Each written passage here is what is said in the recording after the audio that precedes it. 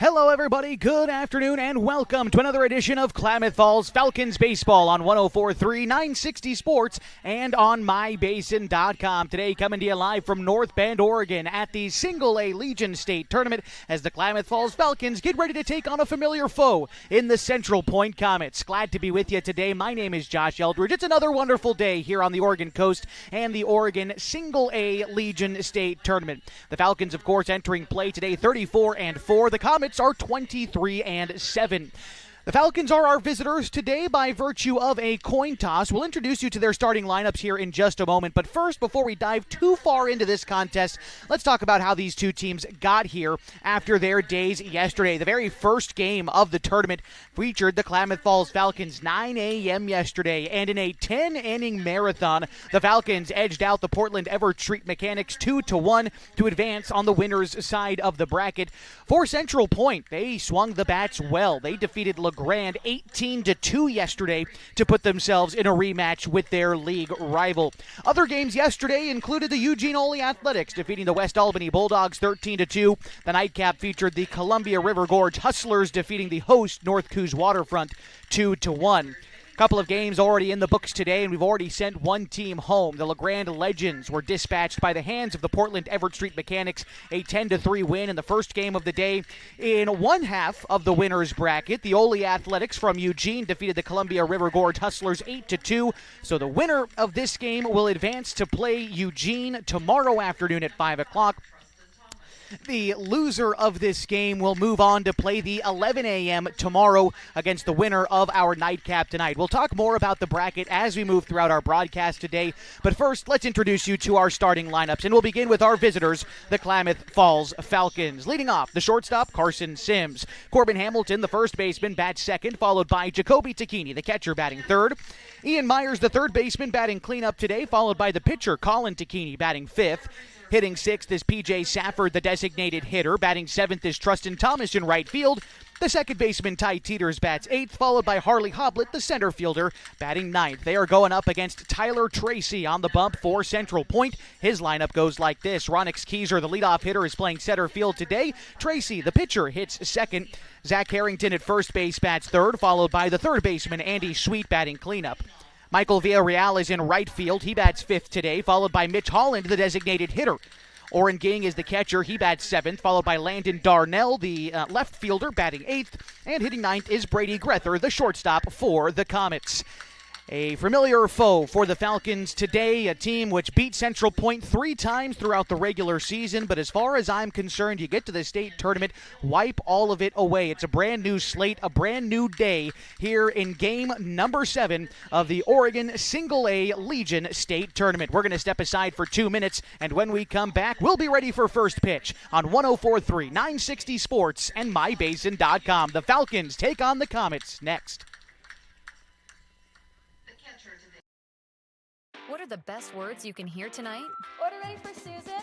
And if you hear those words at Abby's, you know it's going to be a legendary meal. Your pizza is loaded with toppings to the edge, premium ingredients, and real cheese. Yeah, baby. Gather with friends, play some video games, and watch the big game on TV. That's made Abby's a legendary pizza tradition for generations. And when you're ready to hear those magic words, Tom, your order's ready.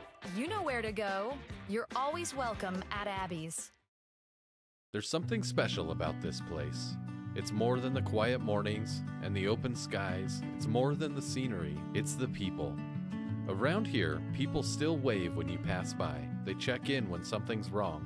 They show up when it matters. At Sage Credit Union, we're proud to live and work in a region that believes in each other. A place where neighbors lend a hand, small businesses thrive, and generosity runs deep.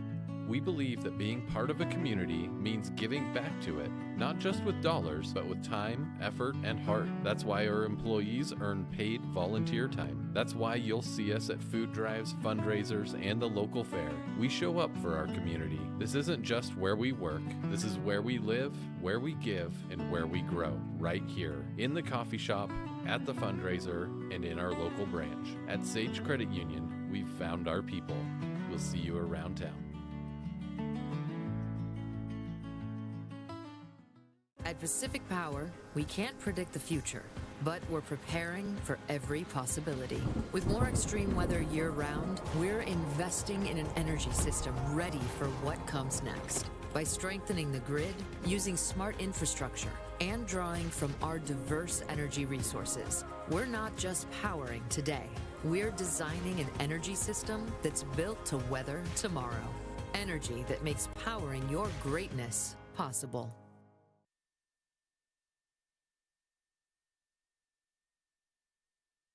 Josh Eldridge back with you here on 104.3 960 Sports and on mybasin.com as the Klamath Falls Falcons get set to take on the Central Point Comets today. The Falcons enter play 34-4. The Central Point Comets are 23-7. This is the fourth meeting of the season between these two teams, and the Falcons have the edge 3-0, including Tyler Tracy's last game pitched for Central Point against Klamath Falls. This was all the way back on June 12th. It was the third game of the season for the Klamath Falls Falcons. Tyler Tracy pitched 3 innings in a relief appearance, allowed 3 hits and 3 runs. Although only one of them was earned, he did walk 4 batters and struck out just as many. So as far as guys who they think Falcons might have some trouble against, looking at the line score, Tracy gave the Falcons some fits back in Central Point at the beginning of June, but the Falcons still won that game 11-1. They won the first game of the season series 11-0, and they won the final game of the regular season against Central Point 11-0 as well. So all's to say, when it's said and done, the Falcons throughout the year have beaten the Comets every opportunity they've had. But again, here in the postseason, it's not about what you've done to get here. It's about what you do once you do get here. As Carson Sims swings and misses at the first pitch of this ball game, couple minutes ahead of schedule, 2:58 here on the Oregon coast, and a nice breezy 69 degrees. Here's the 0-1 pitch to Carson Sims. It's an inside two-seam fastball. He rolls over it, sends it foul down the third base side. Count to Sims is 0-2. Sims yesterday was 2 for 5 in the extra inning marathon that the Falcons beat the Portland Everett Street Mechanics, a 2-1 walk-off win. Sims actually scored the game's winning run when he led off the 10th inning with a single, was moved over on a sacrifice bunt, moved over again on a fielder's choice, and then, of course, knocked in on the RBI game-winning single from Colin Takini to send the Falcons here to game number 7 of the tournament. The 0-2 to Sims, off speed, rolled out towards second. Austin up with it. The throw on to first is in time, and there's one gone in the first inning. Around the diamond for the Comets, Orrin King is the catcher, Andy Sweet at third, Brady Grether at short with Chase Austin at second. Zach Harrington is at first base, Landon Darnell is in left, Ronix Keyser is in center, and Michael Villarreal is in right. Here comes Corbin Hamilton for the Falcons. First pitch to Corb is looked at, low and away for ball 1. Central Point in their black jerseys today with white pants. I haven't seen Central Point wear the black tops this year, and well, they say Crater across the chest. That's because all their players are from Crater, so I'm going to think this is a high school jersey, but I like the black look. I think it looks sharp. The Falcons today in their blue uniforms, KF written across their shoulder, and white pants today. Hamilton takes the 1-1 pitch for a ball. Count is 2 balls and a strike to the Falcons' first baseman. Hamilton was the starting pitcher yesterday, but left with no decision. Colby Medeiros picked up the win in that game, having only recorded 1 out in the top of the 10th inning, but of course he gets that decision for that reason, with the team having walked it off in the bottom half of that same inning. Hamilton even in the count, 2 balls and 2 strikes. Top of the first inning, 1 gone, just getting started today. And that pitch misses upstairs, and the count is full to Corbin Hamilton. And Jacoby Takini is due up next. Yesterday, Hamilton was 2 for 4 in the ball game, including a double in the 5th inning. Here he fouls one off the other way. Count is 3-2. Hamilton's most important at-bat of the day, though, was not a hit. It was a sacrifice bunt. When I talked about Sims being moved over on a sacrifice, it was off the bat of Corbin and helped manufacture that game-winning run.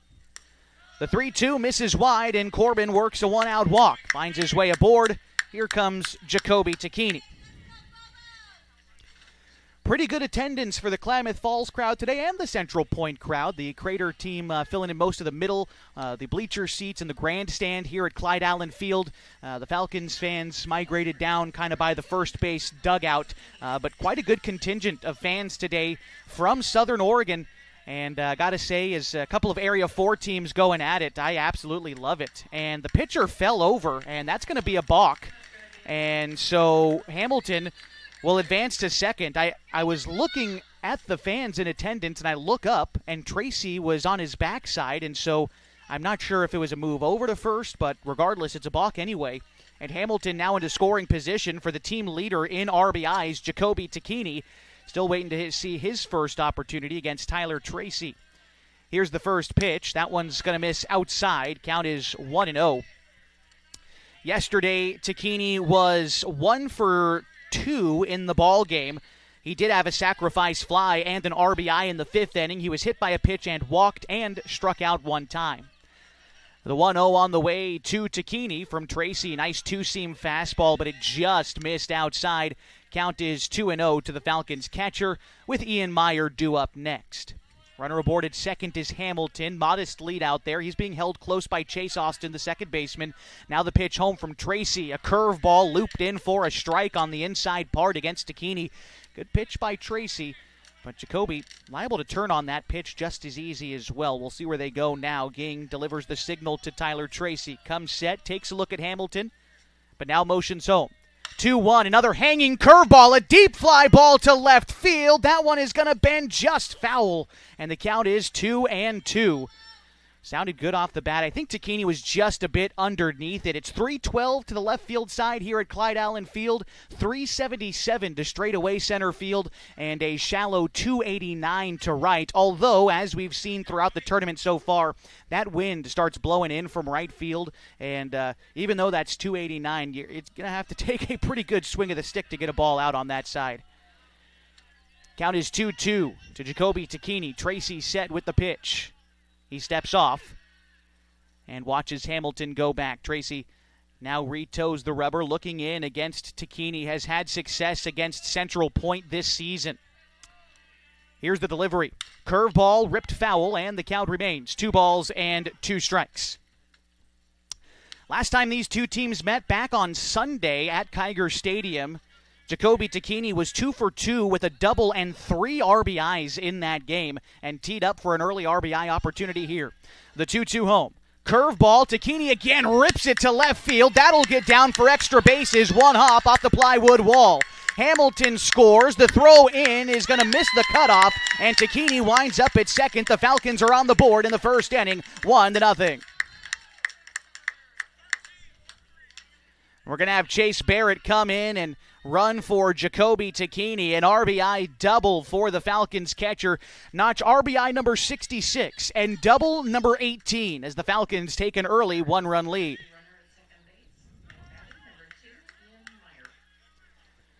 Ian Meyer stepping in now for the Falcons. His first try against Tyler Tracy today. Meyer getting the start at third base this afternoon, opposite his typical starting position, but with Colin Tacchini, the usual suspect at third, getting the start on the hill today, Meyer's going to migrate on over, as has been typical when Colin gets the start. He takes strike one on the inside corner. Now Meyer prepares for the 0-1 pitch. Another curveball and another called strike. Tracy looping that one in, and Meyer watches it go by. After Ian in the batting order, it is the pitcher, Colin Tacchini. Meyer had a single yesterday and reached base twice more, once after being hit by a pitch and once on a fielder's choice, but never came in to score a run. Here he reaches for a ball, smashes it into center field, but coming in is Keyser. He makes the catch. And there's 2 gone in the inning to bring up Colin Tacchini.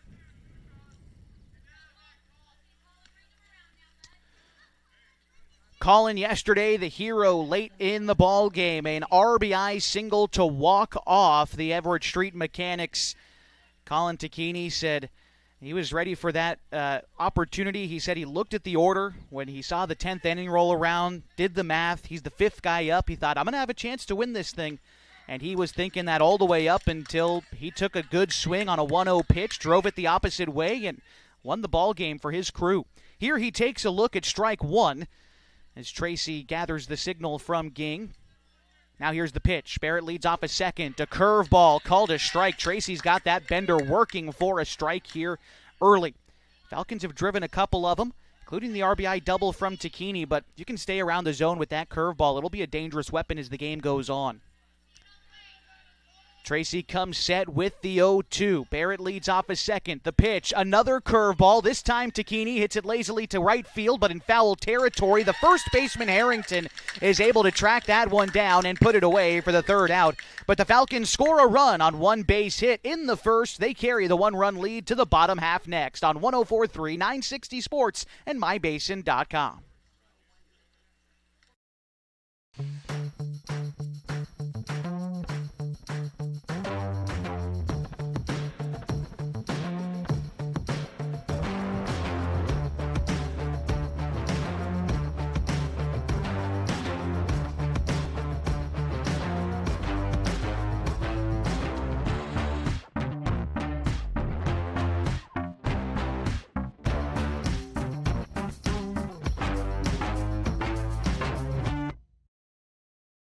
The Klamath Basin is beautiful, from shimmering Klamath Lake to rich farmlands to the historic downtown. And with an average of over 300 days of sunshine every year, the Klamath Basin is a great place to be. We here at Basin Media Active have been supporting this community for many years, keeping it entertained and informed with friendly faces and familiar voices. You can stay up to date with the latest news, weather, stream live local sports, and check out our community calendar, all on our website, mybasin.com. And you can download our app for free in your app store right now. Basin Media Active, local community engaged.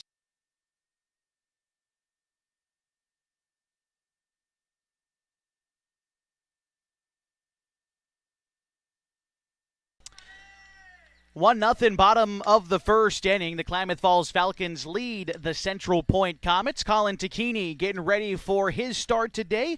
Take a look at the statistics here for Colin, making his 8th start of the season. It's his 9th overall appearance. He's thrown 36 in the third innings, a 6-1 record, 29 hits, 14 runs, 13 earned. He's walked 6 and struck out 45 batters, an ERA hovering around 2.5 entering play today. Ronix Keyser, Tyler Tracy, Zach Harrington, the guys to try to lead things off for Central Point as they try to reclaim at least a tie or maybe take the lead here in the bottom of the first inning. Colin Takini last threw against Central Point on June 12th. That was a road game, back half of a doubleheader for the Falcons. A hot night, if I remember correctly. It was like 92 degrees still at 8 o'clock in Central Point, but in that game, Colin Takini earned a win. 5 innings pitched, 5 hits, 1 run. He struck out 6 batters. P.J. Safford came in and slammed the door in that game. But for Colin Takini, this tournament looking to continue to perform. Can't say it enough times. The walk-off winner last night. Here's the first pitch to Ronix Keyser. It is off speed and called a strike, and that's how Takini starts out this at-bat. Don't have a lot of statistics for this Central Point team, so trying mostly to go off of their history against these Falcons. The 0-1 pitch is called a strike. Takini goes outside with the fastball. Ronix Keyser on Sunday when these two teams played was 1 for 2 in that ball game. The delivery from Takini, off speed, misses wide. Tried to get Keyser to chase on that one, 1-2. And for teams that have seen each other now 4 times, it's interesting because, you know, familiarity breeds contempt, but you play your team in the league 4 times anyway. But for these two teams, as the 1-2 pitch misses upstairs, they only got to play in the regular season 3 times. If you recall, the final game of the regular season, Sunday at Kiger Stadium, was initially supposed to be a doubleheader. The 2-2 pitch is a line drive to first by the glove of Hamilton and into right field. And a leadoff single for Ronix Keyser has the Comets in business in the bottom of the first inning.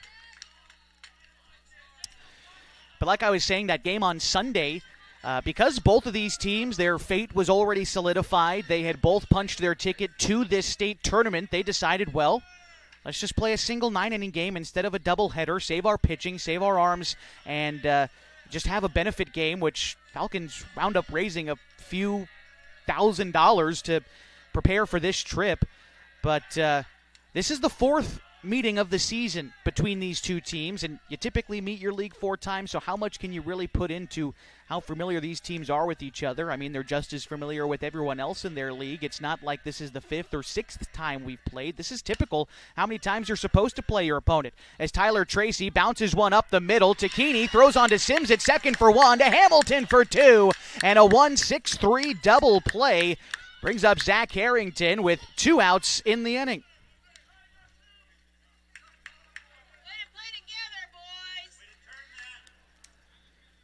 Harrington getting ready to step in now for Central Point. Harrington has had success against the Falcons in the past, but was 0 for 1 in the game back on Sunday. He did reach base a couple of times on walks. The first pitch to Harrington is a strike called, a curveball right down the middle. Takini works ahead here, 0-1.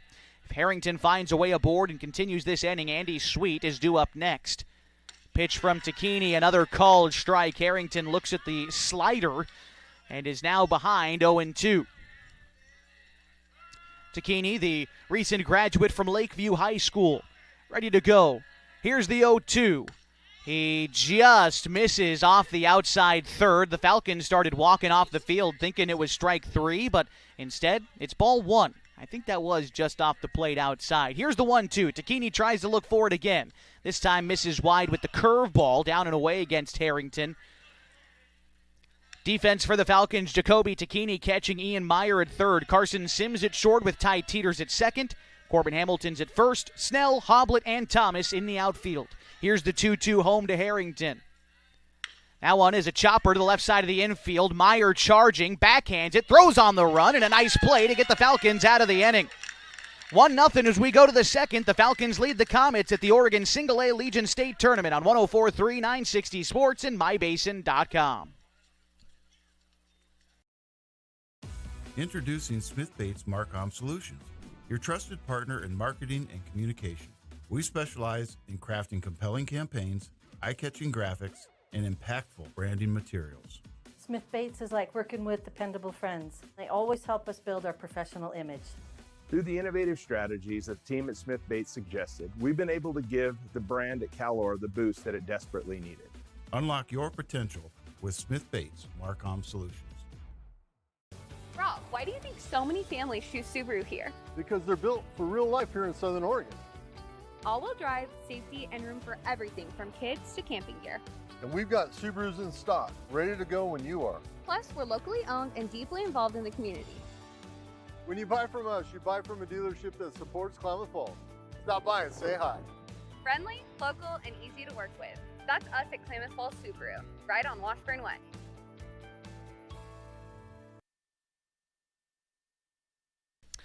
It's the top of the second inning on 104.3 960 Sports and on MyBasin.com. Due up this half for the Falcons, who lead the Comets 1-0. It's P.J. Safford, Trustin Thomas, and Ty Teeters. Tyler Tracy still out there working for the Comets. The Falcons manufactured one run in the top half of the first after a walk to Corbin Hamilton and then a Jacoby Takini double scored him in. Safford looking to get the Falcons started on a similar right foot here today. Safford yesterday was 0 for 4, struck out twice, grounded out twice. And he's behind in the count 0-1 to Tyler Tracy. Here's the pitch. A curveball dips beneath the zone. Count is a ball and a strike. Safford, last time these two teams met, was 2 for 3 with 3 RBIs back on Sunday. He works ahead of Tracy here, 2-1, as that last pitch missed low. Here's the offering from Tracy. Safford hits it the opposite way, but well fouled. There's 2 strikes on the Falcons' designated hitter. He's hitting in the spot of the left fielder today, Mason Snell. Safford digs back in. The right-hander awaits the 2-2.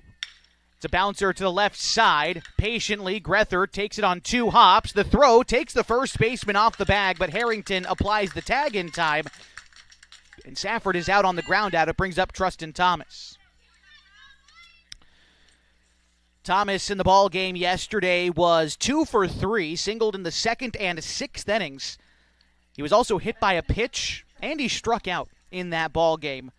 A 2-1 win for the Falcons in 10 innings was a great one. Thomas wasn't able to score a run, but made some good defensive plays and has helped the Falcons immensely this season. The product of Modoc High School was joining me on 92.5 KLAD earlier today, as well as a lot of the Falcons. Had a lot of them stop by the hotel room before game time today. It was quite nice. The 1-0 pitch is called a strike. Count is even here to Thomas with 1 out in the top of the second. Trustin, along with the handful of the rest of the guys, were talking about the emotional roller coaster that went into yesterday's ball game as the 1-1 misses inside 2-1. He said it was nice because they haven't had an opportunity to play many games like that this season. Like I said, a lot of run rules for the Falcons in their league contests, and so getting out and playing a real tough ball game like that, I think speaks volumes to the mental toughness of this team, the ability to win ball games different ways, and Trustin said it was good for him to try to figure out a way to win that one. I've got to agree. Here's the 2-2 home to Trustin Thomas. He checks his swing on a called strike 3, punched out for the second out here in the second inning.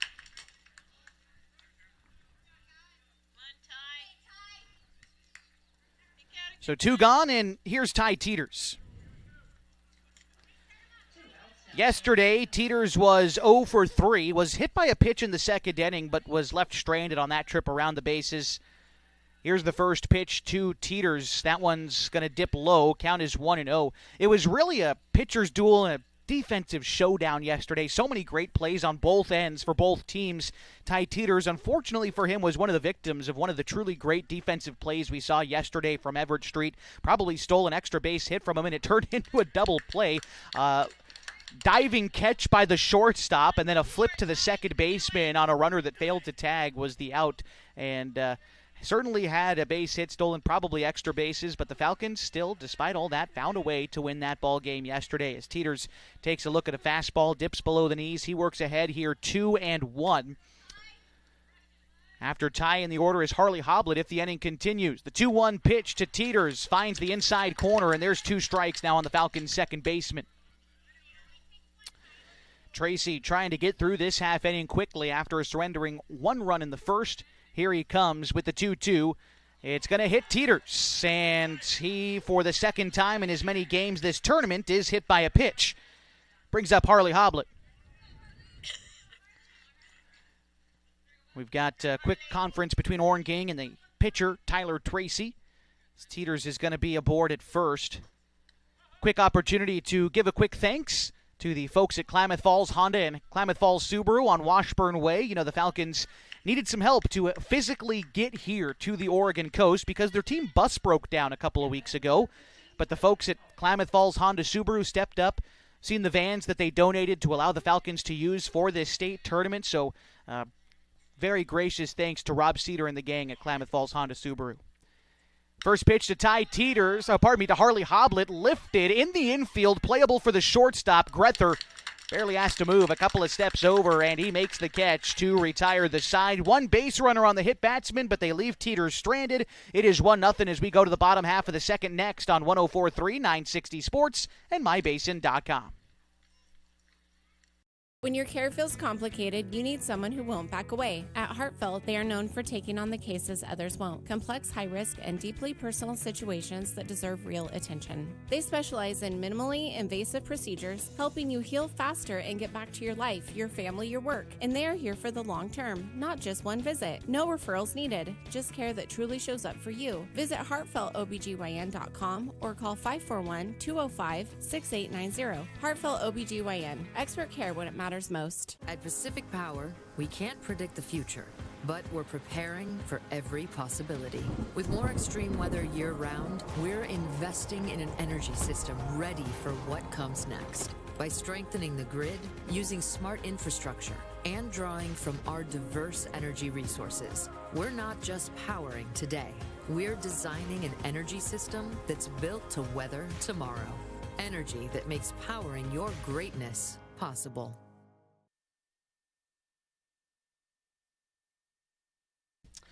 It's the bottom of the second inning. In the middle of the Crater order due up this half, it's Andy Sweet, Michael Villarreal, and Mitch Holland against Colin Takini and the Klamath Falls Falcons, who lead Central Point 1-0.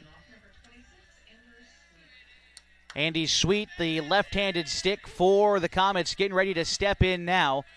First delivery on the way from Colin Takini. Curveball beautifully broken off for strike 1.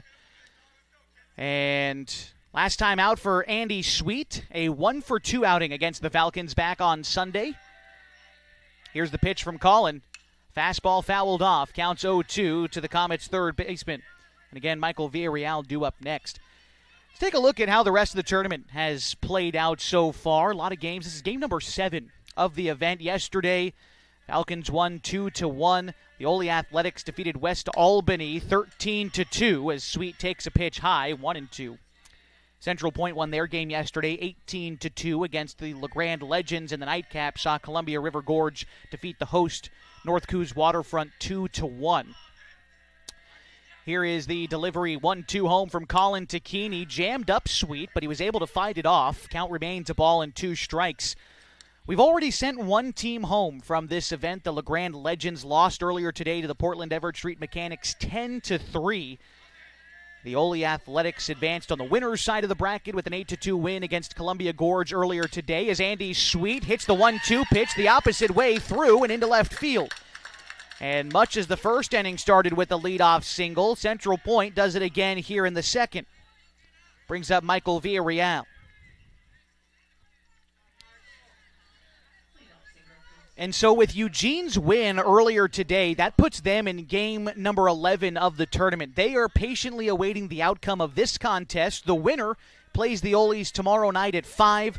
The loser of this game has to come back tomorrow at 11 a.m., and they will play either West Albany or North Coos, whomever wins that game. The first pitch to Villarreal misses low. Count to him is 1-0. It is an elimination game between the host North Coos and West Albany. That game is played after hours tonight at 6 o'clock. The host on the first 2 days of the tournament gets to play the late game, and so that's why that elimination game is taking place tonight instead of at noon today, as the 1-0 pitch is hit foul. Count is 1-1 to Michael Villarreal. Had a tough go of it when these two teams met back on Sunday. Villarreal was 0 for 3 with 3 punch-outs. The left-hander for Central Point steps back in. Colin Tacchini takes a look over at first. Not a huge lead for Sweet, but Villarreal now showing bunt in a 1-1 count. He pulls back. The pitch is called a strike anyway. Knee-high on the inside part, and Tacchini works ahead, a ball and 2 strikes. Mitch Holland is due up next for Central Point. There's nobody out in the bottom of the second. Central Point has a leadoff base runner. They trail the Falcons 1-0. Villarreal showing bunt again with 2 strikes, and Tacchini steps off. Be surprised if they have Villarreal try to lay one down with 2 strikes. He's looking down to coach, trying to get some new signs. Maybe a bit of a charade, but here comes the 1-2. Villarreal again showing bunt, and he is going to watch that one go outside. Count is 2-2. Jay Campbell, the head coach for Central Point, issues his sign down the third base coaching box. Falcons coached today by Sean Teeters. 2-2 will have to wait. Tacchini checks on Sweet at first, but Andy dives back safely. Jacoby calls the 2-2. Now Colin comes set. Villarreal showing bunt again. Moves up in the batter's box. Lays down a bunt, but he pops it straight up. Tacchini grabs it, and he's got to throw to first, and he does. The F2-3 double play, and it gets another leadoff base runner out in a deuce for the Falcons. Great defense there. Brings up Mitch Holland with 2 gone.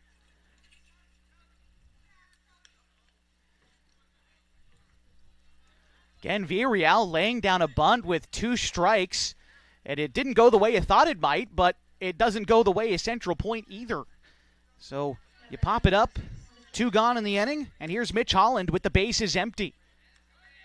Here's the first pitch to Holland. Curveball misses high, 1-0. And luckily for the Falcons, not quite sure what Andy Sweet was doing, kind of paused in between first and second base, was given time to scurry back to first because although Tacchini made the catch, he tripped over his own mask and still had time to get up and throw to first.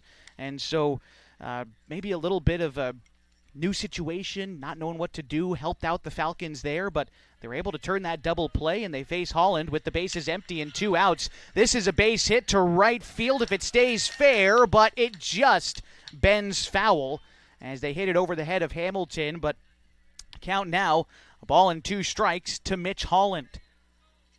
Holland was 0 for 1 last time these two teams played on Sunday. Holland actually got the start on the mound in that game, worked 2 innings, allowed 3 hits, no earned runs.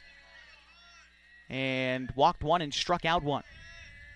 Here he's got 2 strikes on him against Colin Takini. 2 outs, bottom of the second. The pitch is a curveball looked at for strike 3, and that gets the Falcons out of the second. Another double play after a leadoff base hit aids the Falcons to maintain a 1-run lead headed to the third on 104.3, 960 Sports, and MyBasin.com.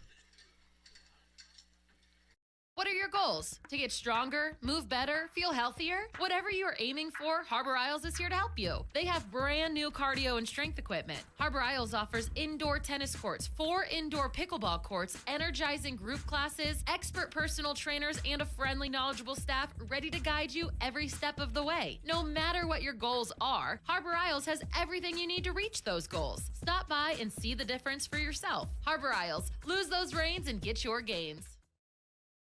Are you an enthusiastic sports fan? Want to have fun and get in on the action? Heck, yes. That'd be awesome. Have great attention to detail? Want to stay active? Definitely. Want to give back to the student athletes in your community? Obviously, yes. Then you'd make an excellent high school sports official. We need more officials in Oregon, because with no high school officials, there are no high school sports. Sign up today at highschoolofficials.com.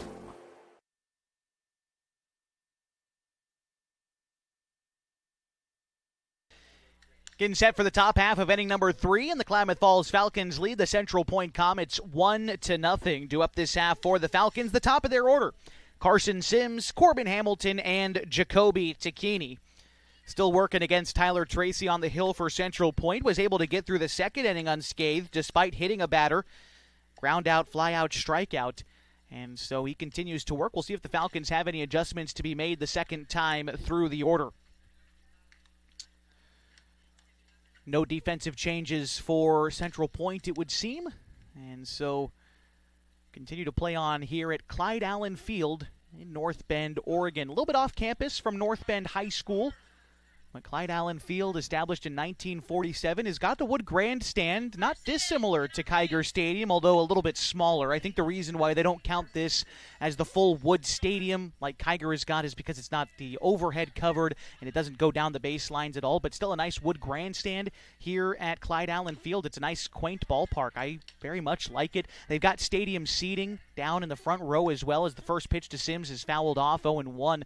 The stadium seating, by the way, donated, or I suppose, I don't know, donated for sure, but gotten from Fulton County Stadium, former home of the Atlanta Braves for, a long time, over 30 years. And so very cool. We got big league seating here at North Bend. Count is 1-1 to Carson Sims, who leads off this inning. He's 0 for 1 in the ball game today, grounded out to lead off the game in the first. Here's the 1-1 pitch from Tyler Tracy. That one nearly hit Carson, but he turns out of the way of it and takes it for ball 2. 2-1 to the leadoff hitter. Corbin Hamilton waits on deck. Pitch on the way is called a strike. Looked to be slider, maybe curveball that time from Tracy. Started inside, bent over the plate, and Sims has got 2 strikes on him here in the third. Pitch from Tracy is lined right back up the middle and into center field. And a leadoff single for Sims sets up Hamilton.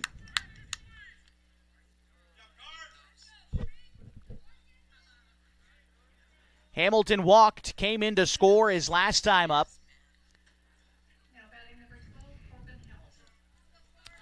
On the season, Hamilton a .443 hitter. Batting here in the 2 spot. Be curious if they have him do what he did last night, or I suppose yesterday morning, against Portland, laying down a bunt in this situation. And there he is, showing bunt, and lays one down in front of home plate. That's going to be tough to get to. Catcher up with it. The throw to first is late, and Hamilton beats out the infield single. Sims advances into scoring position, and a perfectly placed bunt for Corbin Hamilton sets up Jacoby Takini in another RBI opportunity here in the third. It's one of those things where everyone in the ballpark might know you're laying down a bunt there, but you do it so well, you still find a way to get the job done. Hamilton, a fine job there. Takini last time up had an RBI double. Trying to replicate that performance here today. Pitch on the way is hit high. It is hit deep. It is out Jacoby Takini, and the Falcons lead 4-0. Well, I suppose he one-upped his double from last time up. Second homer of the season for Takini and RBI number 69, and the Falcons have a 4-run lead.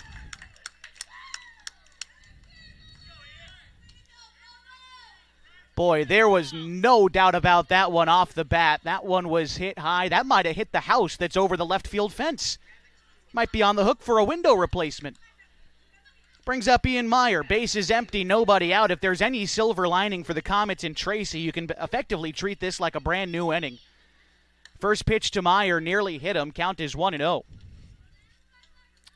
Meyer popped out into center field his last time up, 0 for 1 today. On the season, Meyer leads the team in hitting, .513. The 1-0 hit the opposite way in foul territory. Harrington gives chase but runs out of room. The count's even 1-1. After Meyer in the order, it's Colin Takini and then P.J. Safford after him.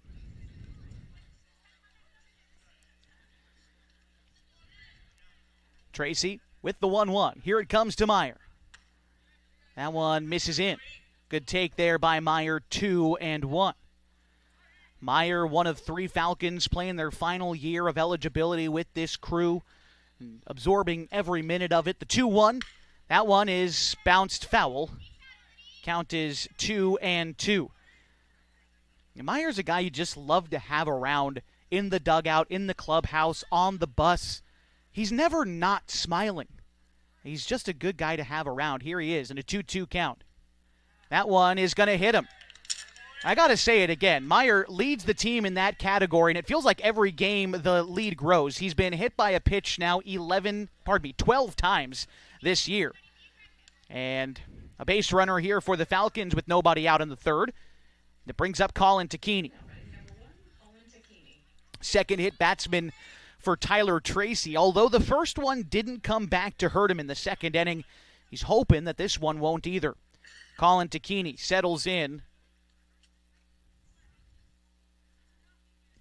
Here's the pitch. That one misses low. Count is 1-0 to Colin. He flew out in foul territory to end the first inning. Pitcher for the Falcons looking to help out his own cause a bit. Colin, a .376 hitter on the season. Ahead in the count, 1-0. Tracy delivers from the stretch and again misses low, 2-0. P.J. Safford waits on deck for the Falcons and going to have a quick meeting out there between Oren Ging and Tyler Tracy. Pitch count, ever a prevalent conversation here at the state tournament. 52 pitches right now for Tyler Tracy. Now, we had some folks who were unsure of the pitch count rules, whether or not we play high school rules or Legion rules. In single A, Legion baseball, you play by the high school pitch count rules, not what they do at the AAA level. So whatever they've done in high school, that's what you should be paying attention to. And so had some questions about 80 pitches versus 85 pitches. How many days rest is that? 85 is the number. It's not 80. And so right now with Tracy standing at 52, you go over a certain amount, you're not going to be eligible for the rest of the tournament. I'm thinking the number they're going to keep him at is about 64, 65, but I don't know their plan. Just a little bit of speculation here. Colin ahead in the count, 2-0. Here's the pitch. It is going to miss inside, and Meyer swipes second with no throw. And it is 3-0 to Colin. Meyer with the advancement into scoring position. Now an RBI opportunity for the Falcons pitcher. Falcons lead 4-0 here in the top of the third. Step off, and Tracy does not throw to second. It's a tall mound out there. I went out there and I talked with one of the groundskeepers, a gentleman by the name of Jeff, and looked at the mound out there. I don't know if you can tell on the live stream. Here's the 3-0 pitch called strike one. But from where I sit in the press box, it looks like the grass kind of climbs up the artificial turf surface of the mound out there, and actually it does. The hill itself is quite a bit bigger than what is shown by the turf. Takini rips one down the left field line, but it's foul. 3-2 the count. But the mound is tall. It's almost like if you had been to a South Medford baseball game earlier this year, kind of reminiscent of that mound. It gives an advantage to the pitchers for sure because you get that downward action from your pitches. So certainly helps him out there. Colin Tacchini in a full count. Leading off a second is Ian Meyer. Here's the pitch home. Tacchini bounces one foul. The count remains full, 3-2. Good battle brewing here for Tacchini.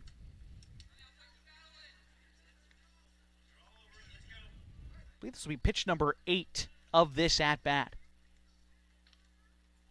Looking in is Tracy, trying to find some way to find an out this inning. 2 singles, then the 3-run homer, followed by a hit batsman. Pitch to Tacchini, grounder to third. Sweet plays it on 2 hops, throws across the diamond in time. Harrington has to pick it out of the dirt, but a fine job by the tall first baseman for Central Point, and there's one gone in the inning. Meyer stays put at at second, and it brings up P.J. Safford. Safford 0 for 1 in the ball game so far today. He grounded out in the second inning. A little bit of a breeze coming in from right field today. 68 degrees here along the Oregon coast. Beautiful sunny blue skies, too. It was foggy this morning, but it starts to widen up. It's nice. Safford goes the opposite field into right for a 1-out single. They put the brakes on Meyer at third. Runners at the corners now for Trustin Thomas.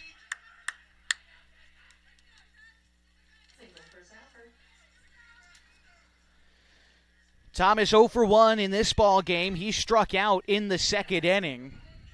But an RBI opportunity for one of the more prolific RBI hitters on this team. I say it feels like every time out, but can't say enough about the season that Thomas has pieced together.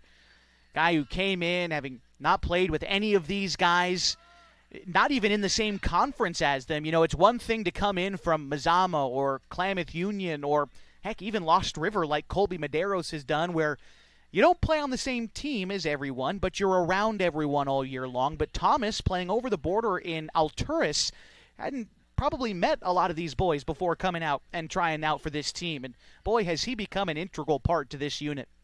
Here's the first pitch to Thomas. That one is bounced foul off the left side. Count is 0-1.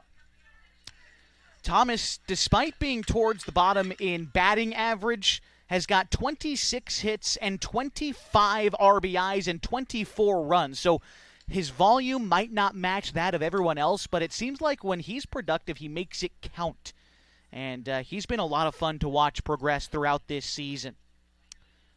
Right now, he's in an 0-1 count against Tyler Tracy. After Thomas in the order is Ty Teeters.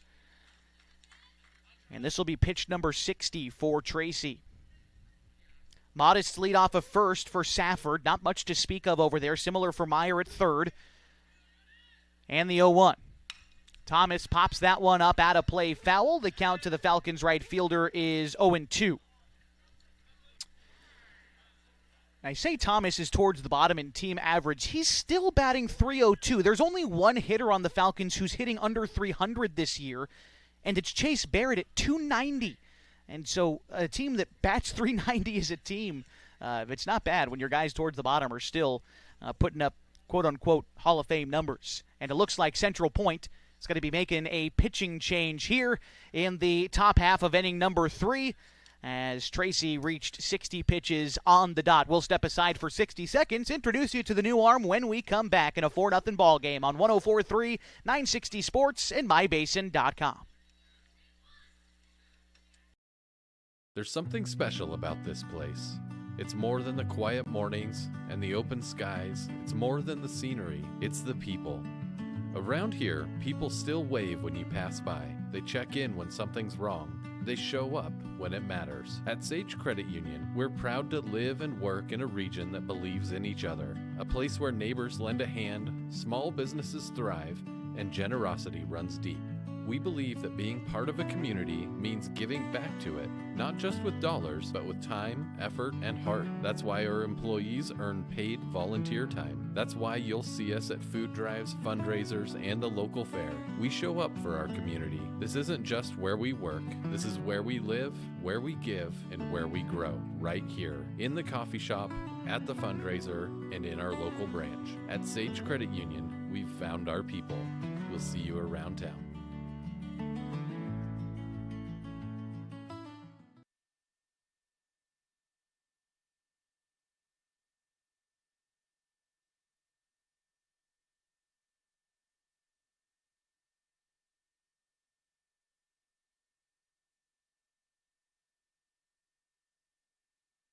Josh Eldridge back with you here on 104.3 960 Sports and on mybasin.com. The Klamath Falls Falcons lead the Central Point Comets game number 7 of the Single-A Oregon Legion State Tournament. New arm out there for Central Point is Austin Jepson. Jepson is class of 28 at Crater High School, and he inherits an at-bat already in progress. Trustin Thomas in an 0-2 count at the plate. They took Tracy out right at 60 pitches for those pitch count concerns. And so trying to keep him eligible for a potential later game this tournament. Both of these teams won their opening round matchup. Central Point with a huge 18-run outburst yesterday against LeGrand. Klamath Falls by the skin of their teeth, a 2-1 walk-off win. Here's the 0-2 to Trustin Thomas. It is bounced to the left side. Charging is Sweet. That one is going to kick foul. Fortunately for Central Point, because with the way Thomas was hustling down the line, he was probably safe on a throw, and Meyer was scoring from third. So Thomas will saunter on back to the right-handed batter's box and try an 0-2 count again. Winner here takes on the Eugene Ole Athletics tomorrow. That game's scheduled for a 5 o'clock start. The loser comes back at 11 and plays either West Albany or North Coos, whomever wins that game. The 0-2. Thomas fouls it off, sticks around to see another. Good fight here for Trustin with Ty Teeters on deck. The Falcons have already scored 3 runs here in the top of the third, all on a 3-run homer from Jacoby Takini. Since then, though, Meyer was hit by a pitch. He now stands at third. Safford reached on a single. He's at first. One out in the inning was when Colin Takini grounded out. 0-2, and they check on Safford over there at first, but PJ dives back safely. And Jepson gets the ball back. Can't close the book on Tracy yet. He's responsible for both runners that are out there, and I think he would be as well if Thomas reaches, since he started the at-bat. The 0-2 is a curveball hit down the line, but again foul to the third base side. The count remains 0-2.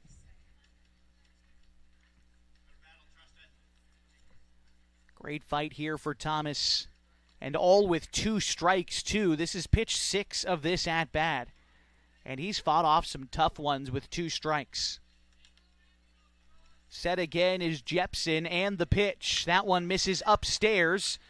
And the count is 1-2. Thought about picking off Safford at first. Did Ging, but then thought better of it. Especially with that runner at third. That's a gamble I'd be unwilling to take. And Thomas digs back in the 1-2. Chokes up a little bit, widens out the stance as Jepson comes set. Now the offering. Trustin, liner to short on one hop. Grether is up with it. Throws to Austin for 1, but the throw to first takes Harrington off the bag. Trustin would have been safe anyway, so a fielder's choice scores a run, and the Falcons lead 5-0 as Meyer touches home. There's 2 outs in the inning and a runner on first, and Thomas brings up Ty Teeters. So Trustin earning the RBI on that play. And here comes Ty Teeters.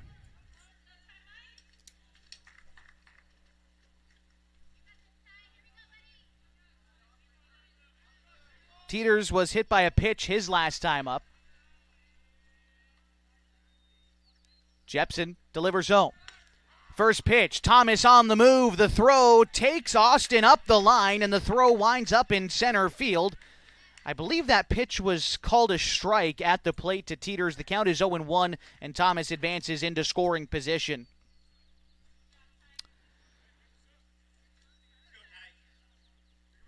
Teeters with an RBI opportunity, trying to extend his team's lead. They lead 5-0 here in the top of the third. Already 4 runs home in this third inning. After Teeters, it's Harley Hoblet. And the pitch home. Curve ball looped in for a strike. Nicely broken off there by Austin Jepson. Just kind of hanging up there, but crossed middle. And now Teeters going to have to protect in an 0-2 count. The second baseman, Austin, trying to keep the runner close, but Jepson motions home. The pitch is in the turf. Teeters thought about chasing, and wisely laying off of that one. Counts a ball and 2 strikes to the Falcons' second baseman. Tie on the season, about middle of the pack when it comes to batting average, batting .395. Here's the 1-2. Curveball misses high. Not a bad pitch by Jepson, but a good take there by Teeters. That one missing above the letters 2-2. Teeters with 2 strikes on him, stands a bit taller, wants to shorten up the stroke. Jepson comes set. And the pitch. Teeters watches one dip low. Fastball below the knees, and the count is full, 3-2. And Thomas stands at second. 2 outs in this inning. Jepson set again. Slowly comes together, takes a long look out at second, now delivers home. That pitch misses outside on the breaking ball, and Teeters works a walk, finds himself aboard. 2-on-2 out. Here's Harley Hoblet. Last night, come back to the ballpark to watch the Central Point Comets take on LeGrand. Was trying to do a little bit of scouting maybe, seeing who we're going to play today. And, of course, Central Point made it clear early that they were going to be the team the Falcons ran into. Pitch to Hoblet. Bouncer to third, and Sweet is going to take it to the bag himself. I was trying to lead into a story about Hoblet, but I guess we'll save it for another time as the Falcons end this half inning after scoring 4 runs on 4 hits, They leave a couple of stranded. They lead 5-0. As we go to the bottom half of the 3rd inning next on mybasin.com.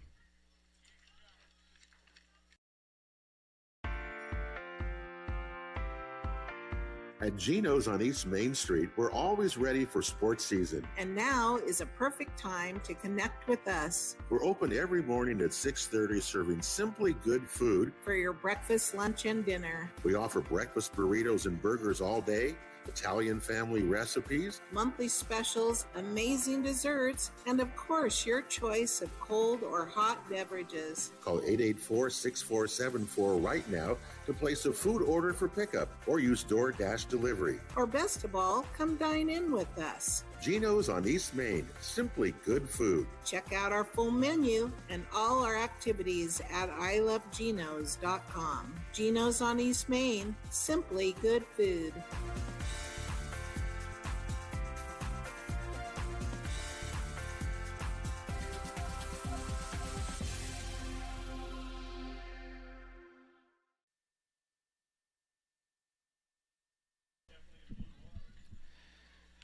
Seven, 8, 9 due up this half inning for Central Point as they trail the Klamath Falls Falcons 5-0.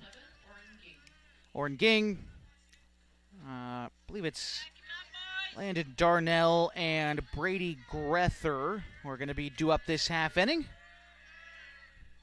First pitch misses wide. Count is 1-0 to Ging. Gang, last time these two teams met on Sunday was left out of the lineup. Didn't have him on Sunday. But he's a quality catcher behind the dish for Central Point and a good bat in the middle, bottom third of their lineup, I suppose. He's in a 1-1 count here against Takini. Trying to get anything going here for Central Point. The pitch. Hit to right field. Foul. Counts 1-2. The Comets led off the first and second innings with singles, but then proceeded to hit into double plays in both the first and the second inning. This one is hit to the right side, but again foul. Count remains a ball and 2 strikes. So the Comets try not to squander these opportunities. You don't know how many more you're going to get against Colin Takini, who typically, as the game goes on, just gets stronger. The 1-2 misses high, 2-2. Like we said, Colin pitched 5 innings in a start back in June against Central Point. Had 6 strikeouts in 6 innings. The 2-2-0. Again, misses high. And so the count is full to the leadoff man here in the 3rd. Still one more game to come today at the Oregon Single-A Legion State Tournament. It is an elimination game tonight between North Coos and West Albany. The 3-2 rung him up. Outside corner, found it. And Takini, back-to-back strikeouts dating back to the second, and one gone here in the third. Brings up Landon Darnell. Darnell's a name that I haven't seen on Central Point at all this year. We've played him 3 times, so either a new addition to the group or didn't make the trip to the Basin on Sunday, maybe was hung up on something else in early June. I mean, we did go almost a month and a half without seeing these guys, so, and without access to their stats, hard to speculate too much about Darnell, but what I can tell you is this is his first look against Takini this year. Grounds the 1-0 pitch to Sims at short, and they make short work of Darnell here. It brings up Brady Grether. Grether, the number 9 hitter in the order, the starting shortstop today for Central Point. Grether was 1 for 3 in the game back on Sunday against Klamath Falls at Kiger Stadium, a game in which the Falcons won 11-0. They've scored 11 runs in all 3 of the games they've played against Central Point this year, as Takini starts it out with a firm fastball for strike 1. 11-0 twice and 11-1 once have been the 3 finals between these 2 teams so far this season. Takini finds another fastball on the outer third and works ahead of Grether 0-2. Calling from the windup.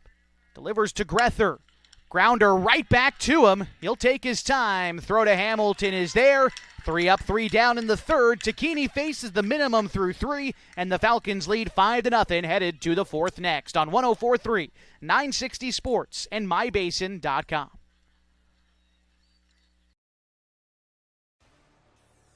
Come on in.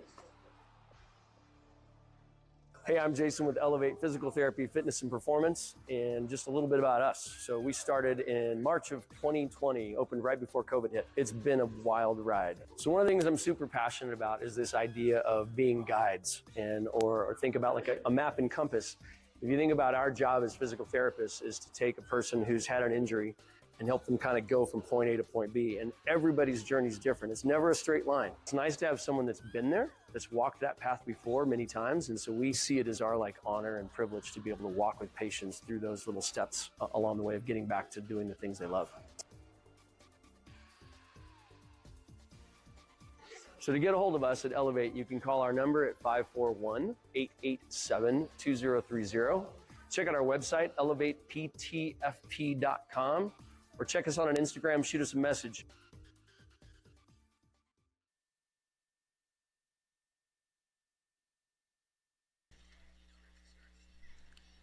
Getting set now for the top of the 4th inning. My name is Josh Eldridge. Thank you so much for joining us for another edition of Falcons Baseball. So far today, the Falcons lead 5-0 against the Central Point Comets. For the Falcons, 5 runs, come on 5 hits. They've committed no errors.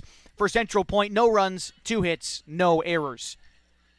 Top of the order due up, Carson Sims, Corbin Hamilton, Jacoby Takini against Austin Jepson. The first pitch called a strike on the outer third to Sims, 0-1. The Falcons batted 9 in the 3rd inning and turned it into 4 runs, including a leadoff single from Carson Sims in the 3rd. He's 1 for 2 today. Watches another breaking ball, catch the zone knee high. Sims falls behind 0-2. Sims would come in to score on the 3-run homer from Takini in that 3rd inning. The 0-2 here to Sims. That one is hit to center field, but playable for Keyser. Comes in a few steps and tucks it away for the first out in the 4th inning. So after a fly out, in steps Corbin Hamilton. He has reached base twice today and scored 2 runs. He walked in the first, scored on the Takini double, singled in the 3rd, scored on the Takini home run. Here's the first pitch to Corbin Hamilton. Misses high and tight. 2-seam fastball runs in towards the righty. 1-0. Hamilton, a .443 hitter this season, gets on base to a tune of .565. Here's the 1-0 to Corb. Ground ball up the middle. Grether knocks it down, but then it dies in center field. Hamilton with a 1-out single, despite a quality effort by the middle infield for Central Point. Hamilton 2 for 2 today on the single. And in steps Jacoby Takini. I don't know if the last ball he hit has landed yet. 4 RBIs already on the day for Bobo, and the home run supplemented by the double in the first. He's looking for more damage here in this inning. The left fielder Darnell playing practically on the warning track out there. Here's the pitch. Takini sends one into the left center field gap, likely to be extra bases. Hamilton turns second, heads for third. They'll settle Takini for just a single, but Hamilton goes first to third on the base hit and sets up the cleanup hitter Ian Meyer with just one out in the inning.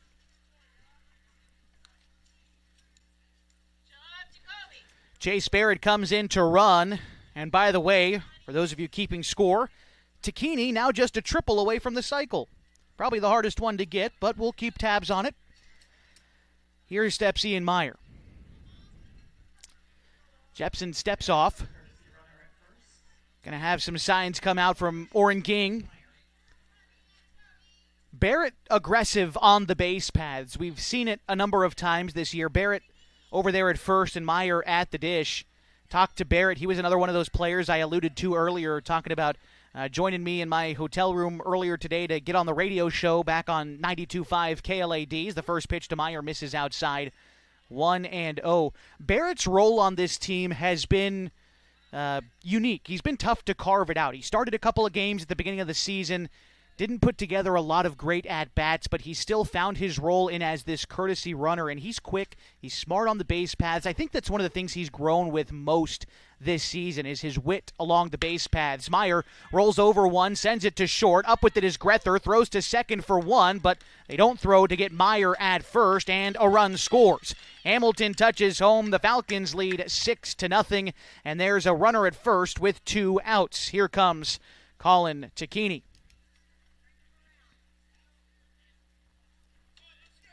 But anyway, just to finish my thought about Barrett, even though he was thrown out on that fielder's choice, he puts his head down and he does what's asked of him, and that's what Coach Teeters highlights about him too.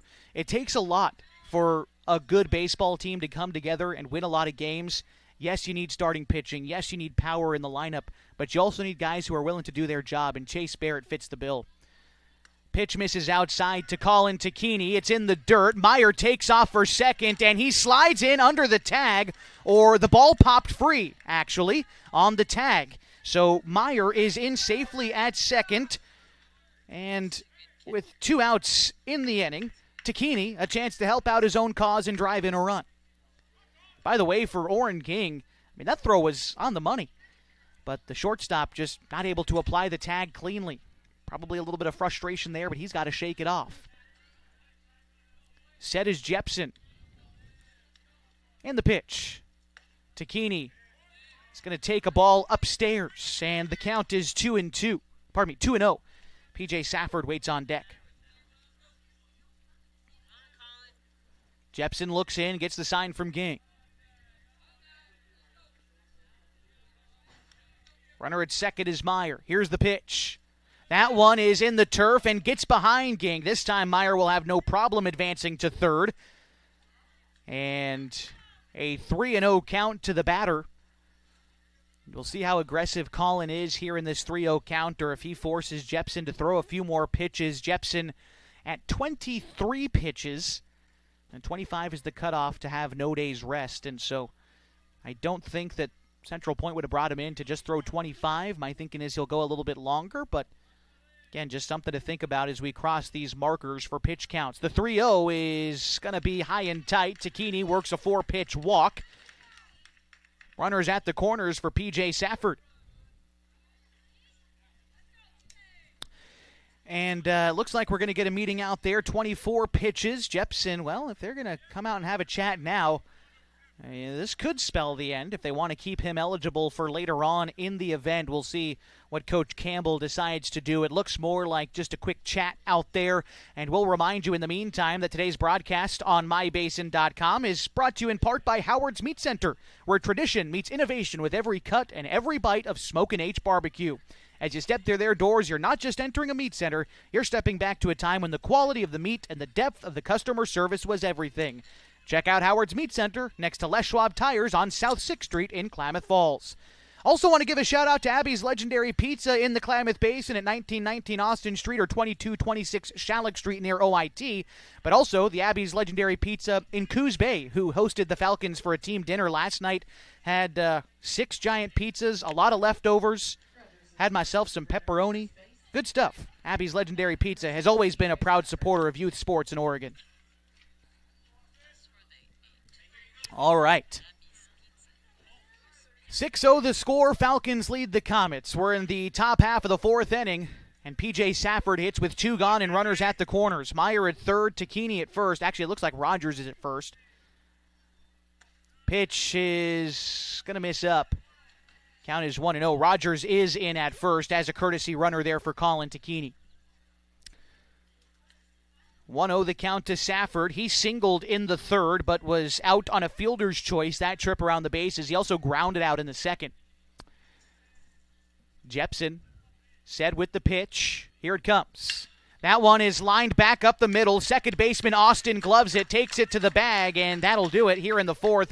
But the Falcons add another, and they lead by 6, going to the bottom of the 4th next on 104.3 960 Sports and MyBasin.com.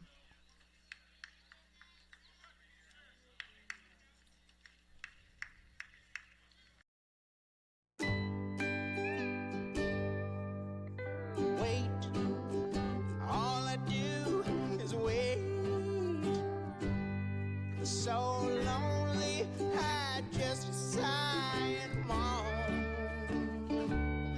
Seems like I've been waiting forever, wondering if you're coming home.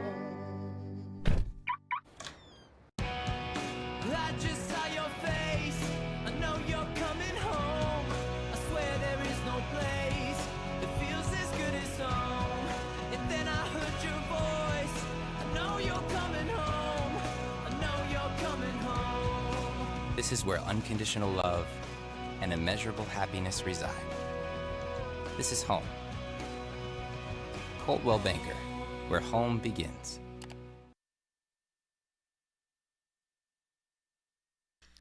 It is the bottom half of the 4th inning, and the top half of the Comets order due up this. It's Ronix Keyser, Tyler Tracy, and Zach Harrington, as I have it. And so Colin Takini continuing to work out there for the Klamath Falls Falcons. We can check his line score through 3 innings. For Colin, 3 innings pitched, 2 hits, 2 strikeouts, no walks, no runs. Here's the first offering to Ronix Keyser, taken low and away for ball 1. Keyser led off the bottom of the 1st inning with a single, but was turned into a 1-6-3 double play quickly thereafter. Here's the 1-0 pitch to Keyser. Fouled straight back. Count is 1-1. I said it yesterday, but I'll make the point again today. Found out that the netting that's here along the backstop at Clyde Allen Field was donated by a local fisherman, so it's high-quality fishing net. A lot of the stuff here has been donated by local groups in the area. Like I said, I was talking to one of the head groundskeepers here, at least I think he was, a gentleman by the name of Jeff. He's talking to me about how they've got the drainage hooked up in the outfield, how they've got the artificial turf surface on the home plate area, and the pitcher's mound as Takini pushes across strike 2, has Keyser even in the count, 2 balls and 2 strikes. Here it comes from Colin. Curveball looked at for strike 3, and Keyser knew it. 1 out on the 4th. But he also told me that this is one of the last real natural grass fields at all on the Oregon coast, and, well, that's because they've had a lot of community support come in and help maintain this field. And so I always love that when you get some of these smaller towns that just love their high school and summer league baseball teams. Tyler Tracy grounds one over to Meyer on the first pitch. Quickly retired there, 2 outs in the 4th. Kind of similar to what we've been able to accomplish at Kiger Stadium. The field maintenance is maybe a little bit less involved, I suppose, than it is here on the coast, but the great community support that we've had at Kiger Stadium all season long, the ability to be here at a state tournament, and, have almost 500 fans in attendance in the final night of the season. It was absolutely amazing. First pitch to Zach Harrington, swung on and missed, 0-1.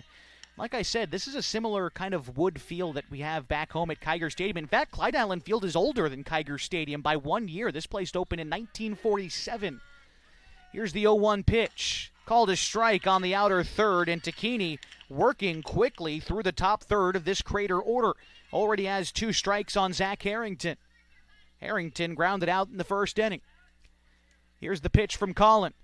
That one is a slow roller to the right side. Hamilton comes up with it. Underhand toss to Takini, covering the bag, and that'll do it in the 4th. 3 up, 3 down, and the Falcons lead by 6. To the 5th we go next on mybasin.com.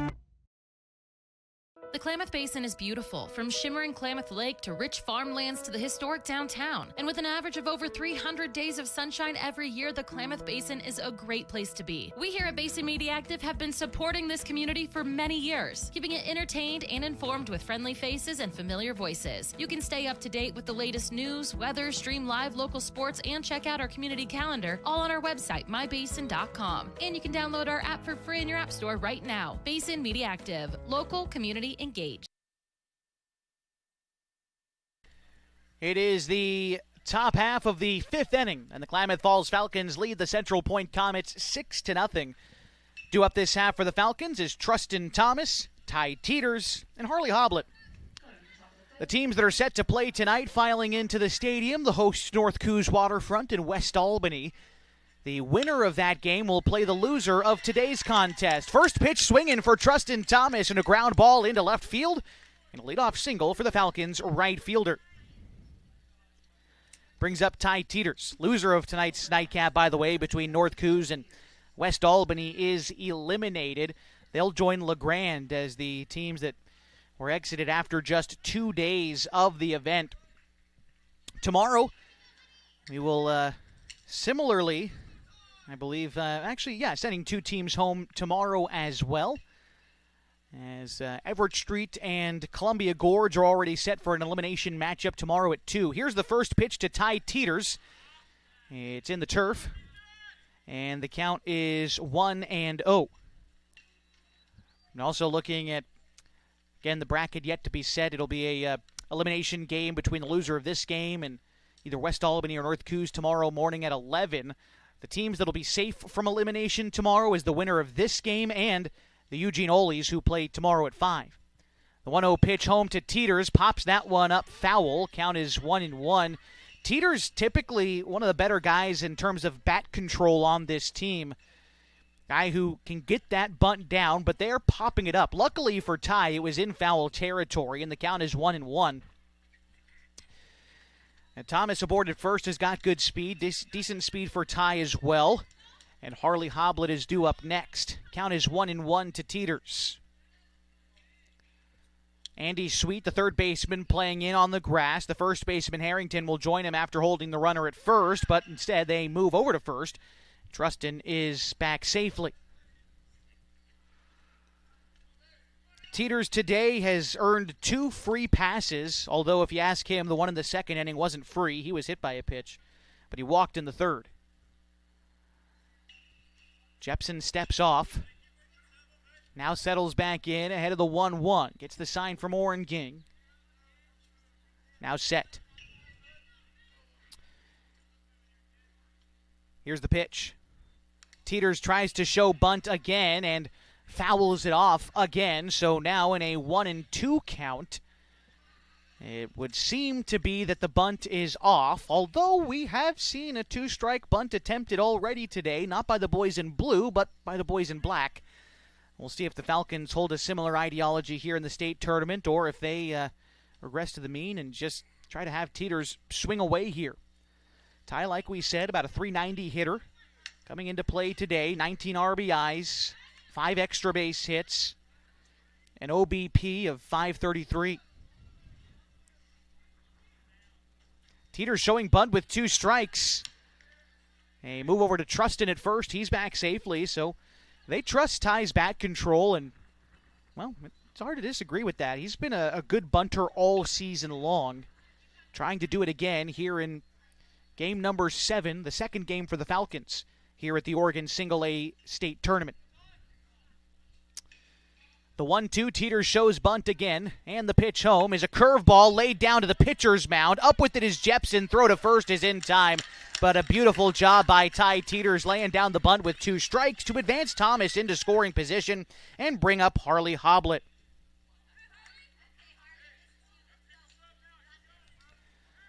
It's up to Hoblet to try to cash in after that leadoff single and the bunt to move him over. Hoblet today, though, 0 for 2. And I get a chance now to finish talking about what I was talking about with Harley earlier.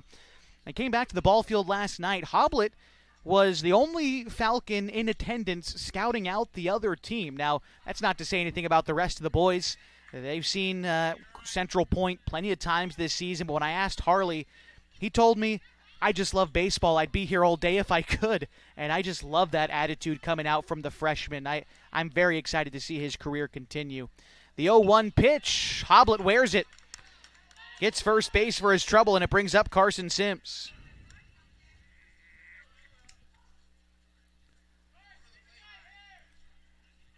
Sims says, they're going to say Hoblet tried to lean into it. I don't think Hoblet leaned into it.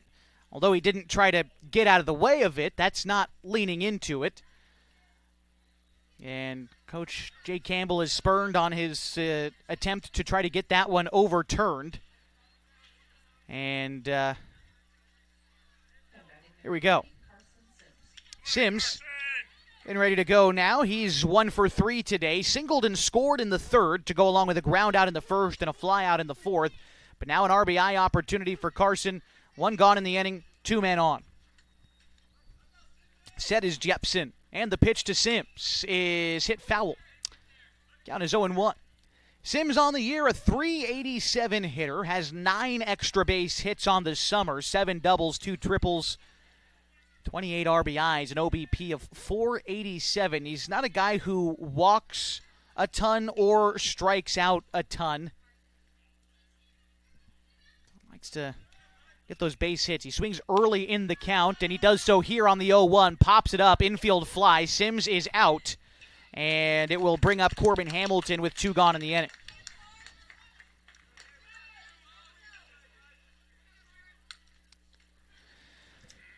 Hamilton has reached base 3 times and scored as many. He walked in the 1st, singled in the 3rd and 4th. Trying to knock in a run here. This will be his first RBI opportunity of the day, with Trustin Thomas standing in at 2nd. Hoblet with a big lead at 1st. Ground ball up the middle. Grether can't handle it. It ends up in center field. Thomas gets the green light. The throw from center is late. Thomas is in on the drop ball on the tag. Hamilton advances on the play, and the Falcons lead 7-0. And I think, truthfully, that was incredibly smart base running from Trustin Thomas. Saw the ground ball in the infield, camped himself in front of the shortstop, hid the baseball, and revealed it too late for Grether to make a play. And they notched that as an error against Brady Grether, and so no RBI on the play for Corbin, but still, a run scores nonetheless, and they walk Takini here to no surprise, loading him up for the cleanup hitter, Ian Meyer.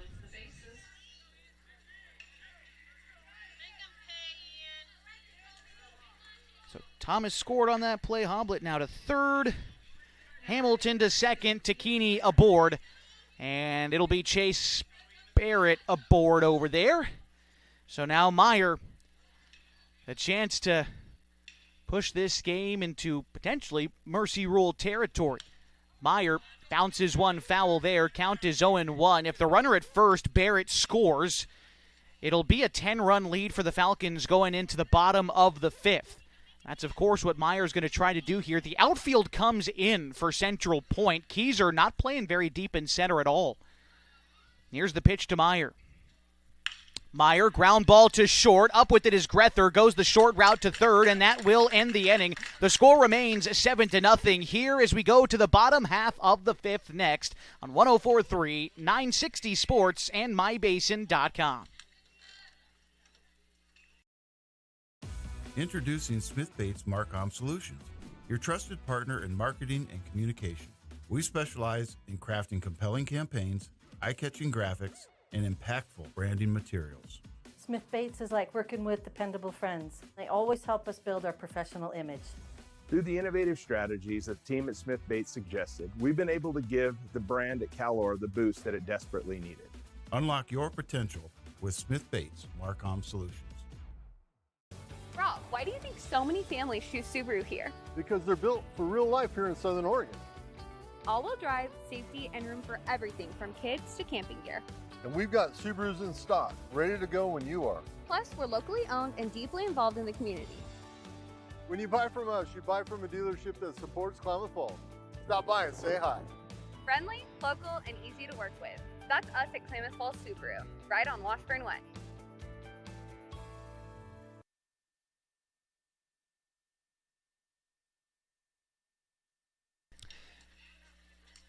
Josh Eldridge back with you here on 104.3, 960 Sports, and on MyBasin.com. It's the bottom of the fifth inning, and the Falcons lead the Central Point Comets 7-0 here at the Oregon Single-A Legion State Tournament. Andy Sweet, Michael Villarreal, and Mitch Holland do up this half for Central Point as they look to get anything started against Colin Takini. He's faced the minimum through 4 innings. He's given up a couple of base hits, but a couple of double plays have helped him out. Here's the first pitch to Andy Sweet. Misses high, 1-0. Sweet was a guy who was able to reach on a single in the second, 1 for 1 today, but again, he was out on the F2-3 double play on the bunt attempt from Villarreal, popped up to Jacoby, and then they threw him out at first. As he takes strike 1 there, about thigh high over the plate. Counts 1-1 to Sweet. Here it comes from Takini. Lifted foul off to the left side, 1-2.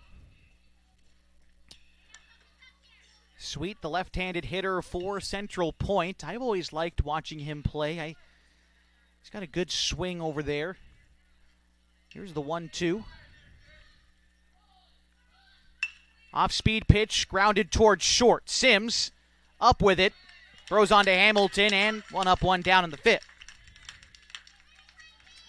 Brings up Michael Villarreal. Something that I learned in having interviewed some of the boys yesterday for the Falcons on the show today here on KLAD. Jacoby Takini has, I guess for some time now, been calling these games. You know, in the high school season, as Coach Craig Connor from the Henley Hornets usually calls these pitches, and he's done so a lot of times for the Falcons this year as Villarreal steps in here. He takes a pitch on the outside, 1-0, but Takini, the catcher, the junior-to-be, has been calling these games for his pitchers, and frankly, he's done a good job. The 1-0 misses upstairs, 2-0, and I like giving him that kind of responsibility. He's a real team captain out there, despite his younger age. He takes command of the infield. He helps his pitching staff in immeasurable ways. The 2-0 home from Takini misses in, 3-0. And, you know, when he's got great chemistry with these guys, it helps a lot. You know, he's caught Safford now for a couple of years. He's caught his cousin now for a couple of years, and that's not to mention all the guys he catches all year long in the springtime with Henley. Here's the 3-0. That one is called a strike right down Main Street against Michael Villarreal. Count is 3-1 to the left-handed hitting right fielder for Central Point. He's 0 for 1 today, having popped into a double play his last time up. But here, Colin issues a walk. And a 1-out walk brings up Mitch Holland.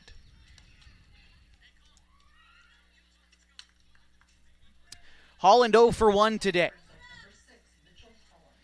Holland struck out in the second inning, but an opportunity to try to help get something going for Central Point. That's their first base runner since the second. Move over to first, but back safely is Villarreal. On deck after Mitch Holland is the catcher, Oren Ging. Middle infield ready to try to turn a double play, help Colin out again.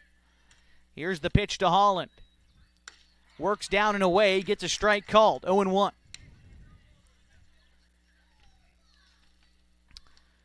Holland, class of 28 at Crater High School.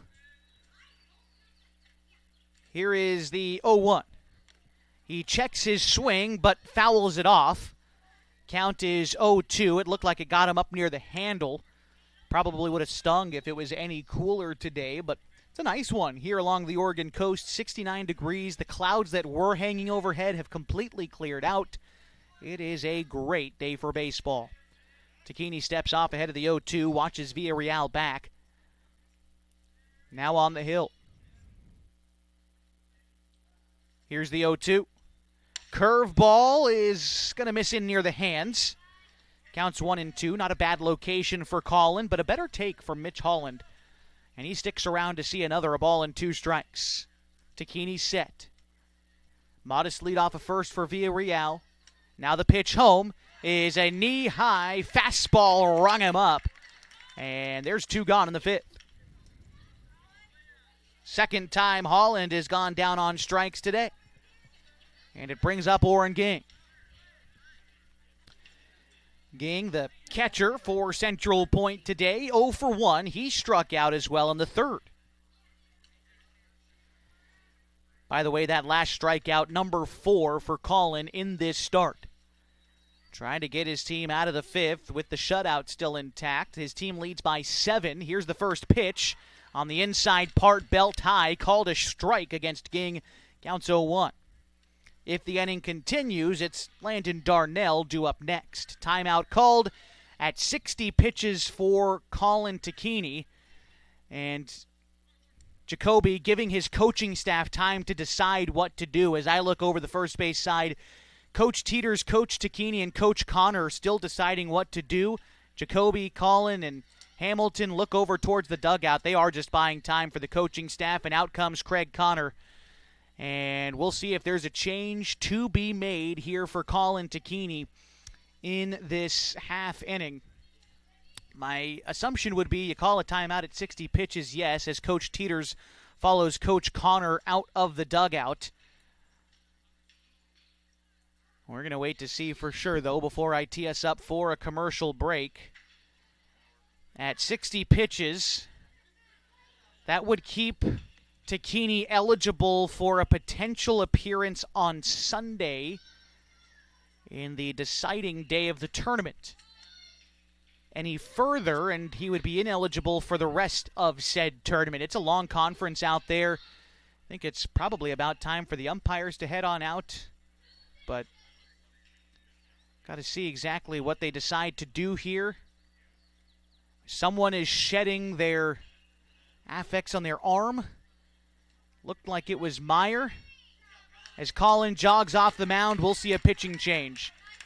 Falcons lead by 7. It is the bottom of the 5th inning on 104.3 960 Sports and MyBasin.com. And Ian Meyer getting the ball. We'll be back after this on MyBasin.com.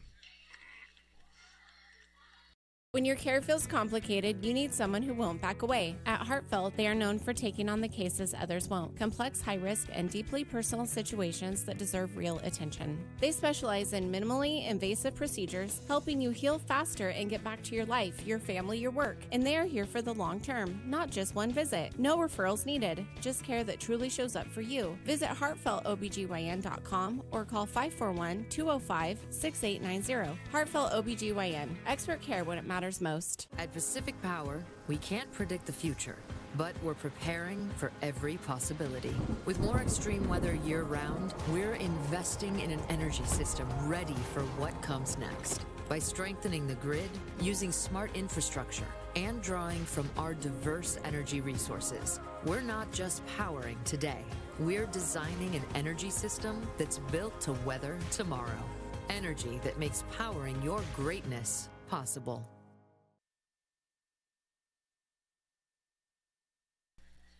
It's the bottom half of the 5th inning, and Ian Meyer takes over on the bump for the Klamath Falls Falcons. Meyer making his 5th appearance of the season. They've all been in relief this year. He's thrown 7 1/3 innings, has given up 9 hits, 3 runs, 2 earned. He's struck out 6 batters for an ERA just a shade under 4, but to be fair to Ian, he hasn't thrown 9 innings yet, which counts for your ERA. So I'm going to wait to put too much stock in that number and just tell you that Ian Meyer, like we said, he's a guy who's going to go out there and compete, throws strikes. He's going to try to help get the Falcons out of this inning and win the ball game. They lead by 7. The bottom half of the 5th. Michael Villarreal is aboard at first. He's Takini's responsibility, who again exited the game at 60 pitches, remains eligible for Sunday should the Falcons make it to the end of the tournament. Here's the 0-1 to Ging. That one is going to miss low and away, 1-0. By the way, Meyer and Takini basically just swapping spots out there. Takini taking over at third base, Meyer on the bump. Here's the 1-1. That one finds the zone on the outside corner. 1-2 to Ging. Landon Darnell is due up next for Central Point. Meyer trying to get out of this inning. Here's the pitch. Curveball popped to the right side in foul territory. Hamilton gives chase but runs out of room. Count remains a ball and 2 strikes. Ging struck out his last time up in the 3rd inning. First task for Meyer coming in relief here. Not a big lead off of first for Villarreal. He walked earlier. Meyer delivers the 1-2. It is strike 3 called. The 2-seam fastball hugged the black, and it's going to do it for Central Point here in the 5th. They get a base runner, but 2 strikeouts later, Falcons retire the side. We head to the top of the 6th and a 7-run ball game next on MyBasin.com.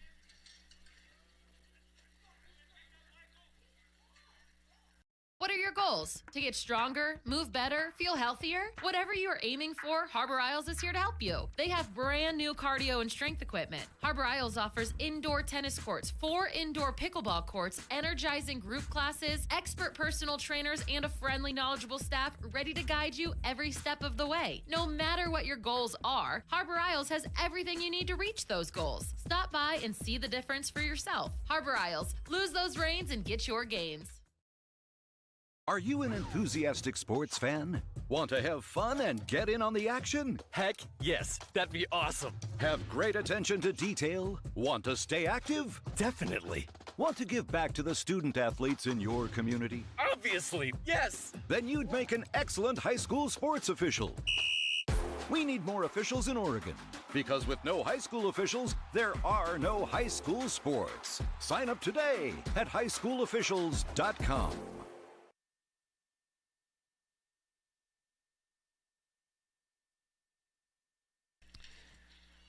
Chase Austin, new pitcher for Central Point as we get you set for the top half of inning number 6.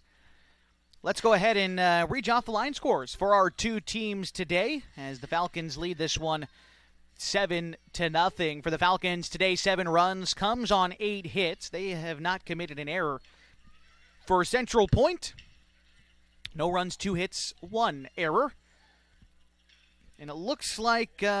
what do we got here for who's at second? I think Tyler Tracy is at second base here as Austin, the former second baseman, comes in to pitch for Central Point. Due up this half for the Falcons, Colin Takini, P.J. Safford, and Trustin Thomas.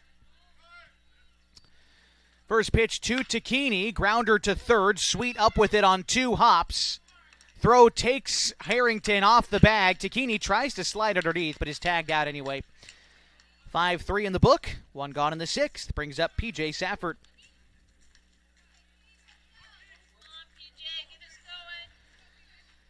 Safford 1 for 3 today. He singled in the 3rd, grounded out in the 2nd, and hit into a fielder's choice in the 4th. Here's the pitch. One hit back up the middle, through and into center field. Safford now 2 for 4 on the day with a 1-out single, bringing up Trustin Thomas.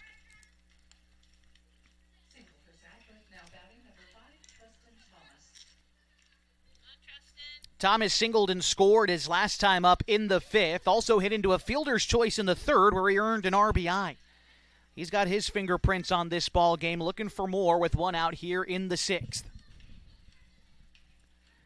Thomas digs in. Lead off of first for Safford. Not much to speak of, but Austin checks him nonetheless. Now the pitch misses away. Count is 1-0. Trustin looks down to coach Sean Teeters in the third base side, gets a new set of signals. See if anything's changed here in a 1-0 count. Jepson steps off. And we've got a courtesy runner, maybe a pinch runner. I think it'll be pinch because Safford, designated hitter, not afforded that courtesy. So Hunter Glidden now on the base paths for the Falcons. And Thomas in a 1-0 count. Move over to first.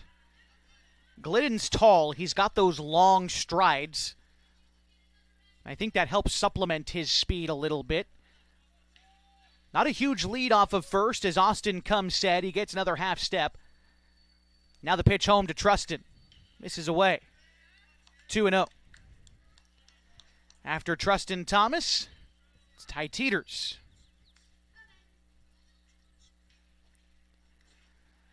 Small lead off the bag for Glidden over there at first.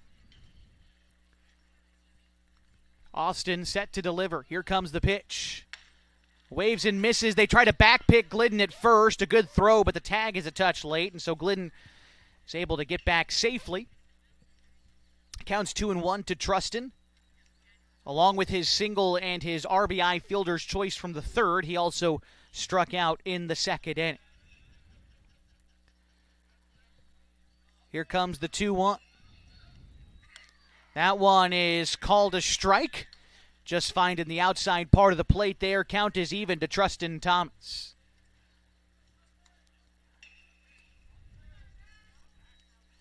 Thomas this season a .302 hitter.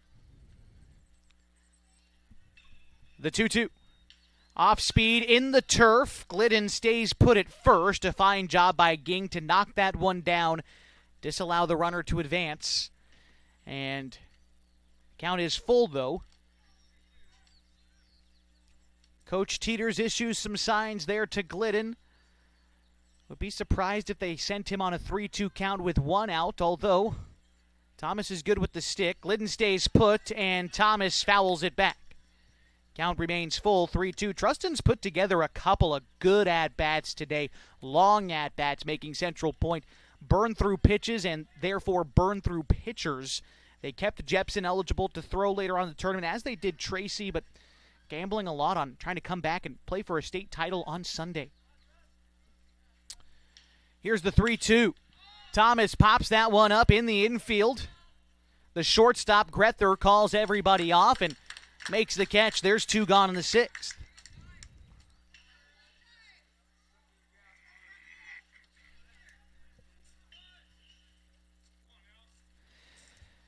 So that should bring up Ty Teeters. Teeters 0 for 1 today. He's been hit by a pitch, he's walked, and he's grounded out in as many tries.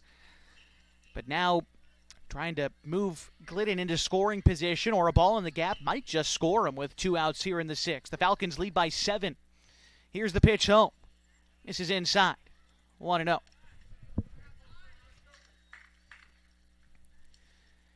If Teeters finds a way aboard, it's Harley Hoblet due up next.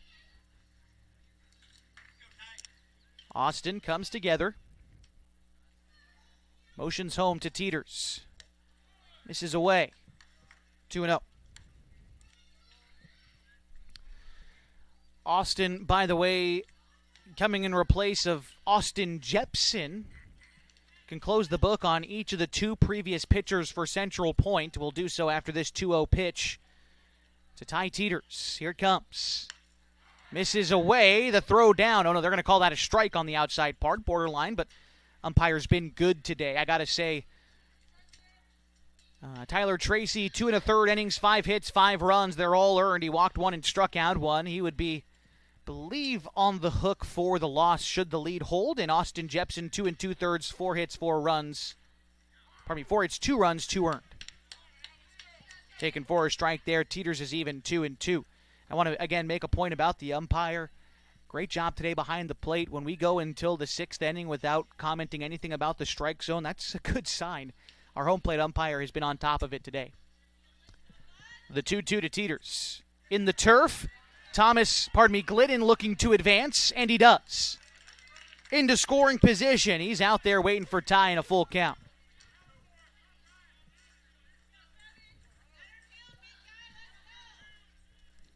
Teeters on the season, 19 runs batted in. His team leads by 7, but anything will help against a good Central Point team. These two teams have battled for the top of the league each of the past 2 years. Central Point won the season series 3-1 last year. This year, the Falcons unbeaten in Area 4 league play, 19-0. Here's the 3-2. Curveball, Teeters watches it miss wide, and a walk worked by Ty brings up Hoblet.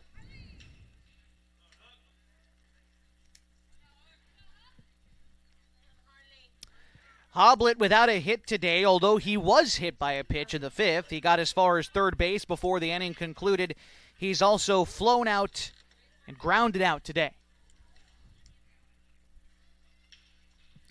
Runner at second is Glidden. Runner at first is Teeters. The first pitch to Harley Hoblet on the way, and it's taken for a strike over the middle, about bell tie.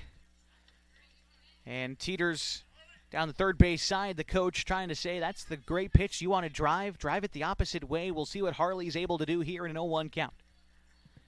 And Austin steps off. He's at 16 pitches. Orrin Ging goes out to have a quick chat with him. And we'll remind you briefly that today's broadcast on mybasin.com is brought to you in part by Sage Credit Union. They know that picking the right path can make the journey easier, the distance shorter, and can assure that you end up at the right place. So whether you're dreaming of owning a home or you just want a great checking account, Sage Credit Union can help you reach your goals. Count is 0-1 to Hoblet. 2 men on, 2 men out. Pitch to Harley is going to hit him. Got him again on the elbow pad, and the bases are loaded for Carson Sims. Glidden to third, Teeters to second, and Hoblet for the second time today hit by a pitch. And Coach Campbell going to come out and have a chat about it. The home plate umpire was practically waiting for it. And we're going to say again that Harley was hit on the elbow pad and have a discussion about it there on the left side of your screen. Well, talk about our final sponsor we've yet to give some love to on the broadcast today, and that's Coldwell Banker, Holman Premier Realty. They know that little things can add up to big bills when you're buying, selling, or owning a home. And that's why Coldwell Banker Holman Premier Realty offers their exclusive Beyond the Sale guarantees, protecting buyers, sellers, and homeowners from unexpected repair bills. To learn more, call Coldwell Banker Holman Premier Realty today.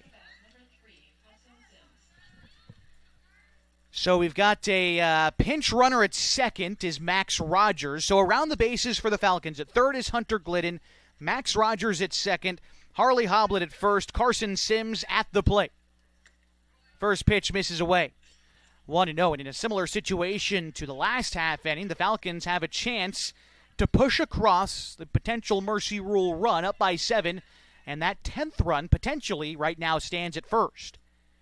Sims does have a hit today, and he scored a run when he reached base in the third inning. Swings over the top of that one. Count is even, 1-1.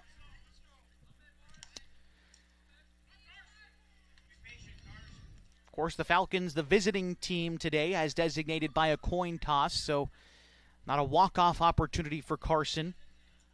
Still have to go through the bottom half of whichever inning this game ends in.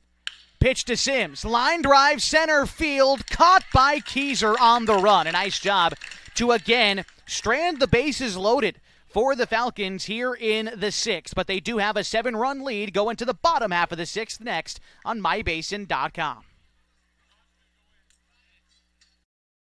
There's something special about this place. It's more than the quiet mornings and the open skies. It's more than the scenery. It's the people. Around here, people still wave when you pass by. They check in when something's wrong. They show up when it matters. At Sage Credit Union, we're proud to live and work in a region that believes in each other. A place where neighbors lend a hand, small businesses thrive, and generosity runs deep. We believe that being part of a community means giving back to it, not just with dollars, but with time, effort, and heart. That's why our employees earn paid volunteer time. That's why you'll see us at food drives, fundraisers, and the local fair. We show up for our community. This isn't just where we work. This is where we live, where we give, and where we grow. Right here, in the coffee shop, at the fundraiser, and in our local branch. At Sage Credit Union, we've found our people. We'll see you around town.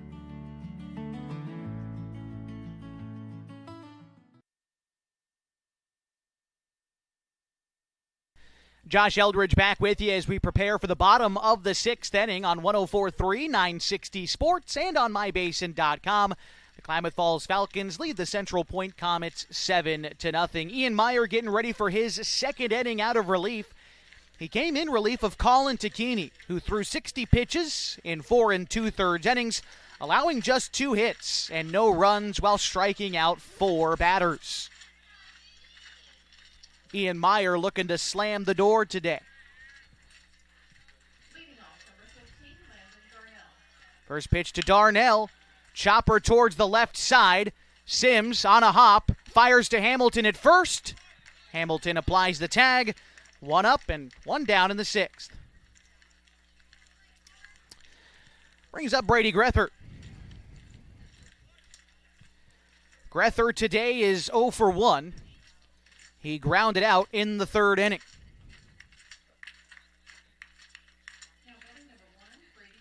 Appreciate all of you who found our broadcast today on mybasin.com, whether you've been a Falcons faithful fan this year or whether you're a fan of the Central Point Comets and know that we're here to broadcast it and have tuned in to support your team.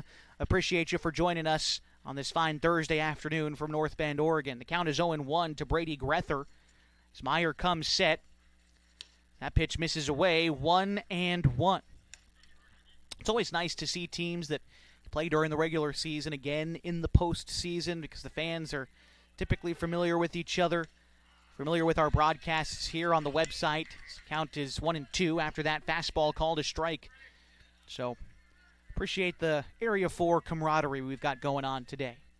The 1-2 pitch misses away, 2-2. Lineup card flips over next. Ronix Keyser on deck. Meyer looks in, comes set with the 2-2, and delivers. And that is called strike 3 on the outer third. Meyer got Grether looking, and it brings up Ronix Keyser. Meyer, a guy who doesn't get a ton of opportunity to throw throughout the course of the season, whether it be at the high school level or here in the Legion season, but I enjoy watching him throw. Here's the pitch to Keyser. Gets in a strike, and that's why, because he throws first pitch strikes. He throws a lot of strikes. He lets his defense work behind him, and he doesn't try to do it all himself. The count is 0-1. Meyer delivers. This one is hit into the air right side. Thomas racing in, but Rogers calls him off. The new addition in at second base makes an impact and makes the catch. 3 up, 3 down in the 6th. We go to the 7th next in a 7-run ball game on mybasin.com.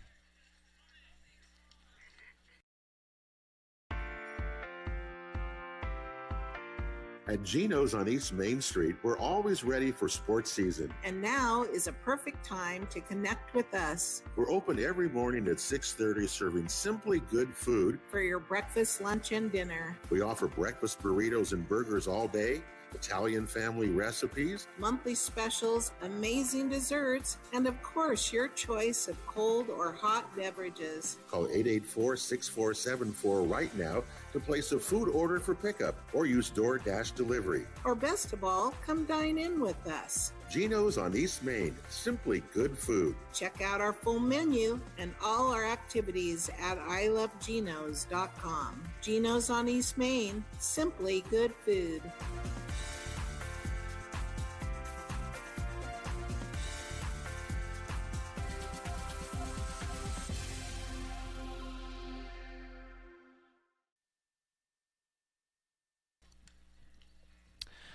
Corbin Hamilton, Jacoby Takini, and Ian Meyer do up this half inning, or more specifically 2, 3, 4 in the order. We'll see if any changes come out this half for the Falcons, who lead Central Point 7-0 here at the Oregon Single A Legion State Tournament. It's a winner's bracket game. The winner of this contest advances to play the... Got a couple subs coming in for Central Point. We'll try to note them for you as we move along. But again, winner here advances to play the Olies tomorrow at 5. And then Central Point will play tomorrow morning against the winner between North Coos and West Albany. Whomever loses this game, that pitch is going to miss upstairs. No, called a strike. Count is 0-1 to Corbin Hamilton. He's reached base all 4 times today, twice on singles, once on a walk and once on an error. Here's the 0-1 pitch. That one misses low. Count is even, a ball and a strike. The other game that's being played tomorrow will be at 2 o'clock between the Portland Everett Street Mechanics, who defeated LeGrand earlier today, and then Columbia Gorge, who fell to the Olies in the game that was previous to ours. Count is 1-2 to Corbin Hamilton. Jacoby Tacchini waits on deck. Here's the delivery from Chase Austin. The 1-2 misses away. 2-2 the count to Hamilton. Along with reaching base 4 times today, Hamilton has scored 3 of the team's 7 runs. Sends a grounder to second. Up with it is Tracy. He mishandles it, and Hamilton reaches on the error. I actually stand corrected. I don't think that was Tracy out there. It's one of the new additions. I can't quite make out who it is out there, but an E4 nonetheless allows Hamilton to reach and brings up Jacoby Tacchini. Second time that Corb has reached on the error today.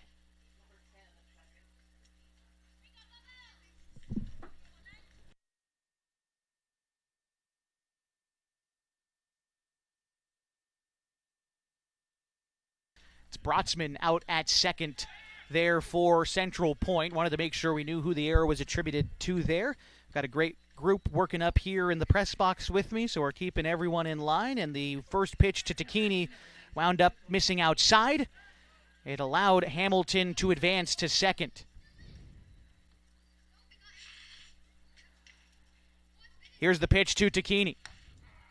Finds the outside corner. Count is 1-1. Tacchini's had an excellent ball game so far today. 4 RBIs. He's reached base every time, but take you back to the 3rd inning. A 3-run jack put the Falcons up 4-0 at the time. Here he goes opposite field, foul 1-2. Also doubled in a run in the 1st. He singled in the 4th, didn't knock in a run then, and he also walked in the 5th. Tacchini settles back into the right-handed batter's box. Chase Austin ready to deliver. A 1-2. That one is hit deep to right field this time. Villarreal is going to have room this time to put that ball away for the second out. But tagging from second to third is Hamilton. And it brings up the pitcher, Ian Meyer. 1 out in the inning. Runner at third. Meyer now trying to help out his own cause a bit. Started the game as the third baseman, but has since assumed the pitching duties. So far today, still looking for his first hit, although he did have a fielder's choice in the 4th where he knocked in a run. Pitch to Meyer, hit to right. That's going to be tough to track down, and that is over the right fielder's head and down for potentially extra bases. Meyer looking to lay out a double, and he slides in safely. Hamilton scores for the 4th time today, and it extends the Falcons' lead 8-0. And the RBI double for Meyer. For him, that is double number 10 on the summer and RBI number 52. Here's Colin Tacchini. 0 for the ball game today, but he did walk in the 4th. Otherwise, he's grounded out. Pitch misses high. 1-0 to Colin. That last hit as well for the Falcons, number 10 on the day as a team. They've swung the bats well. On deck is P.J. Safford. The 1-0. Misses high. 2-0. Colin, like I said, got the start on the hill today. Would be in line for the win should this lead hold. It's an 8-0 advantage for the Falcons right now. The 2-0 to Colin is right down the middle. Off-speed pitch. Colin, I think, was sitting on fastball, and the off-speed stuff might have fooled him, but he still works ahead 2-1. Like I said, Colin, 4 2/3 innings pitched today without allowing a run, only 2 hits, and he struck out 4 batters. Here's the 2-1. That one is going to miss inside against Takini, and he works ahead 3 balls and a strike. Takini, the product of Lakeview High School, ready to attend Umpqua Community College next year. The 3-1. Takini lofts one into left field. Looks playable, though, this time for the outfield for Central Point. Left fielder puts that one away. 2 gone. And so now with 2 outs in the inning, here's P.J. Safford. Safford 2 for 4 in the ball game today. Grounded. Oh, nope. Safford sat down under my nose. And so it'll be Jacoby Nickerson. Stand corrected. 6 for...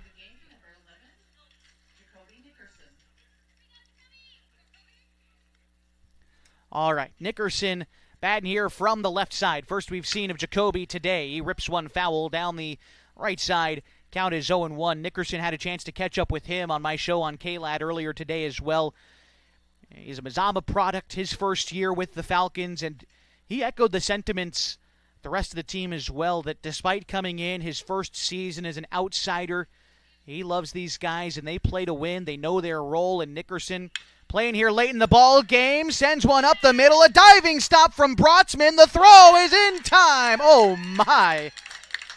Brotzman with a great play to get out of this inning. Tip of the cap when I need to up here in the box. That's a fantastic Gold Glove play to end the 7th inning.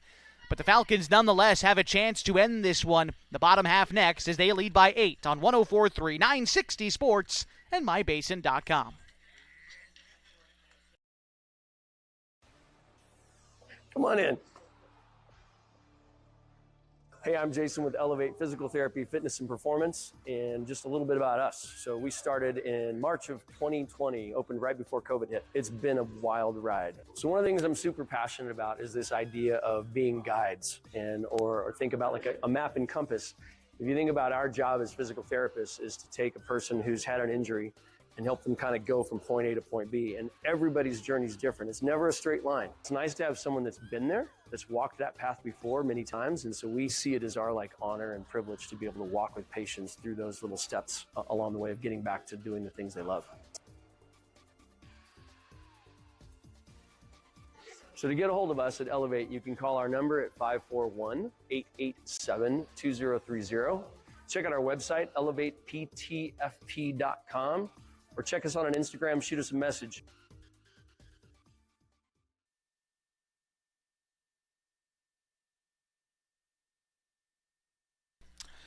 Two, 3, 4 in the order for Central Point.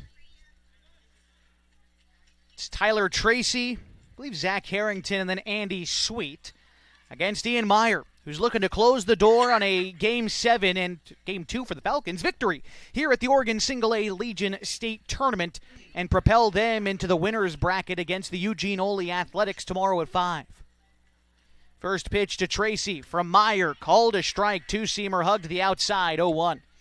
Tracy today is 0 for 2, grounded into a double play in the first, grounded out to third base in the fourth. Here's the 0-1 from Meyer. Similar location, although I think this one was maybe a touch more outside. 1-1, the count to Tracy. If this lead holds for Central Point, they'll be bound for an elimination game tomorrow. But hold on, a deep fly ball to right field and a running catch made in right field by Trustin Thomas. Had to run a long way to bring that one in and picked it up off his shoelaces for the first out in the 7th. Brings up Zach Harrington. 0 for 2 for Harrington today. He's grounded out both times, once in the first, once in the fourth. Myers set. Here's the first pitch to Harrington. That one also hit deep to right field, but foul. The count is 0-1. Harrington Class of 27 at Crater High School, was an all-state recipient in the 5A classification. Here's the 0-1, misses away. 1-1 to Harrington. And Andy Sweet is due up next. Meyer with the 1-1. Right over the heart of the plate for strike two. Meyer's got that running action on the two-seam. Starts away and then breaks back over the plate. And Harrington has got 2 strikes on him. Meyer set. Takini with the signal and the target. Here's the pitch. Hit well, deep right center field. That one is going to get down for extra bases. Hoblet laid out for it, but couldn't quite bring it in. And a 1-out double keeps the Comets alive here in the 7th inning.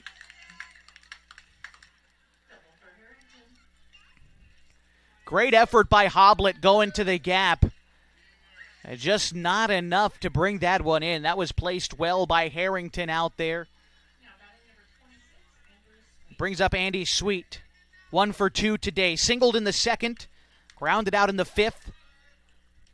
Sweet is class of 27 at Crater High School.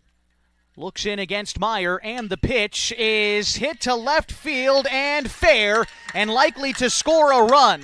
Rounding third and headed for home is Harrington, and Sweet with an RBI single gets Central Point on the board in the 7th. Don't turn out the lights yet. With 1 out, Central Point gets their first run.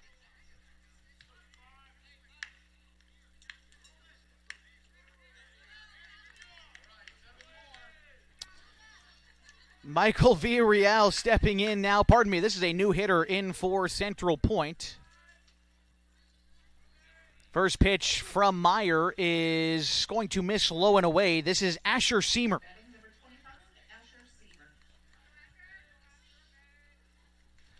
Seamer ahead in the count, 1-0. Here's the pitch. That one knee high on the outside part, 1-1. Seamer, and then I believe it's Mitch Holland, although Central Point making some swaps here late in the ball game. 1 run already home after the RBI single from Sweet. Here's the 1-1 from Meyer. Nice firm fastball. Has got 2 strikes on Seamer. Meyer works with a good pace out there. Already set with the 1-2. Takini sets the target outside, and this is a ground ball for Rogers at second. Could do it. On to Sims for 1. On to Hamilton for 2. And a 4-6-3 double play sends the Falcons to advance in the winner's bracket. An 8-1 final at the Oregon Single A Legion State Tournament. We'll be back in 2 minutes to break this one down for you and set you up for another day of baseball tomorrow from the Oregon coast on 104.3 960 Sports and MyBasin.com. What are the best words you can hear tonight? Order ready for Susan? And if you hear those words at Abby's, you know it's going to be a legendary meal. Your pizza is loaded with toppings to the edge, premium ingredients, and real cheese. Yeah, baby. Gather with friends, play some video games, and watch the big game on TV. That's made Abby's a legendary pizza tradition for generations. And when you're ready to hear those magic words, Tom, your order's ready. you know where to go. You're always welcome at Abby's. There's something special about this place. It's more than the quiet mornings and the open skies. It's more than the scenery. It's the people.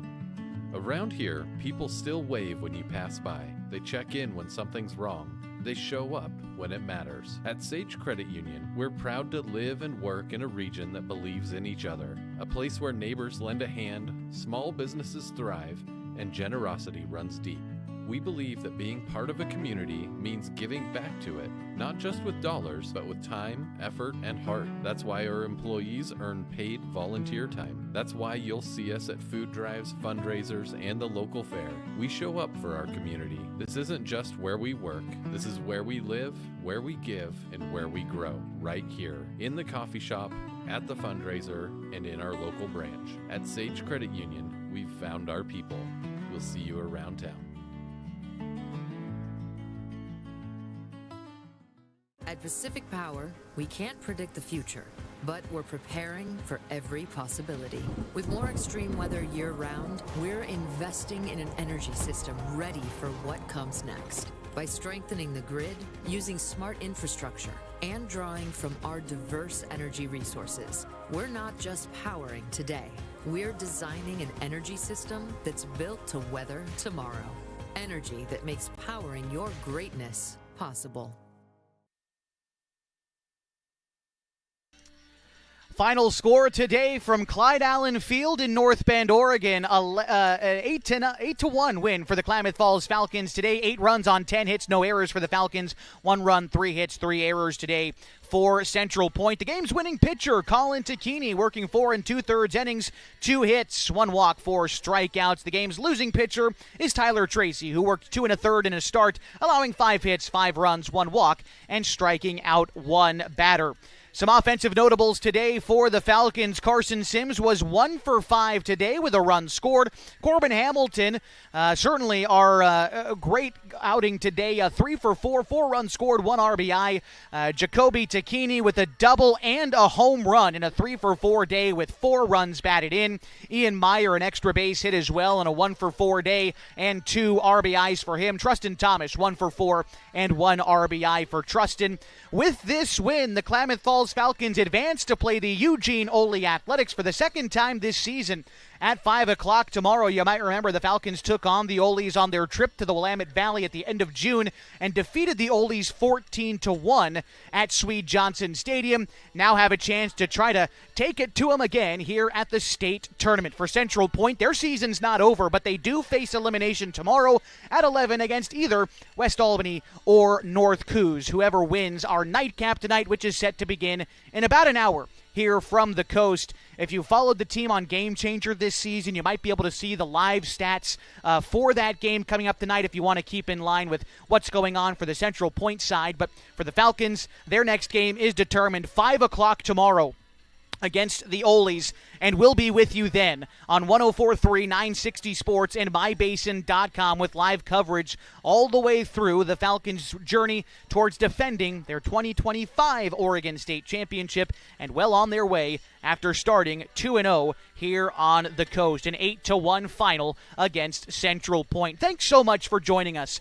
for another edition of Klamath Falls Falcons baseball on 104.3 and 960 Sports. I want to thank everybody involved with making today's broadcast a success. Both head coaches, Jay Campbell and Sean Teeters, our official scorers today from Central Point running the Game Changer. Also want to thank everybody up here in the box that's worked with me for these last couple of days, keeping each other straight up here on who's who and what's what going on out there on the field. And a very special thanks to you for joining us for another edition of Klamath Falls Falcons baseball. More yet to come tomorrow at 5, but until then, my name is Josh Eldridge. Have a great rest of your Thursday afternoon. So long and good night from Clyde Allen Field in the North Bend, Oregon.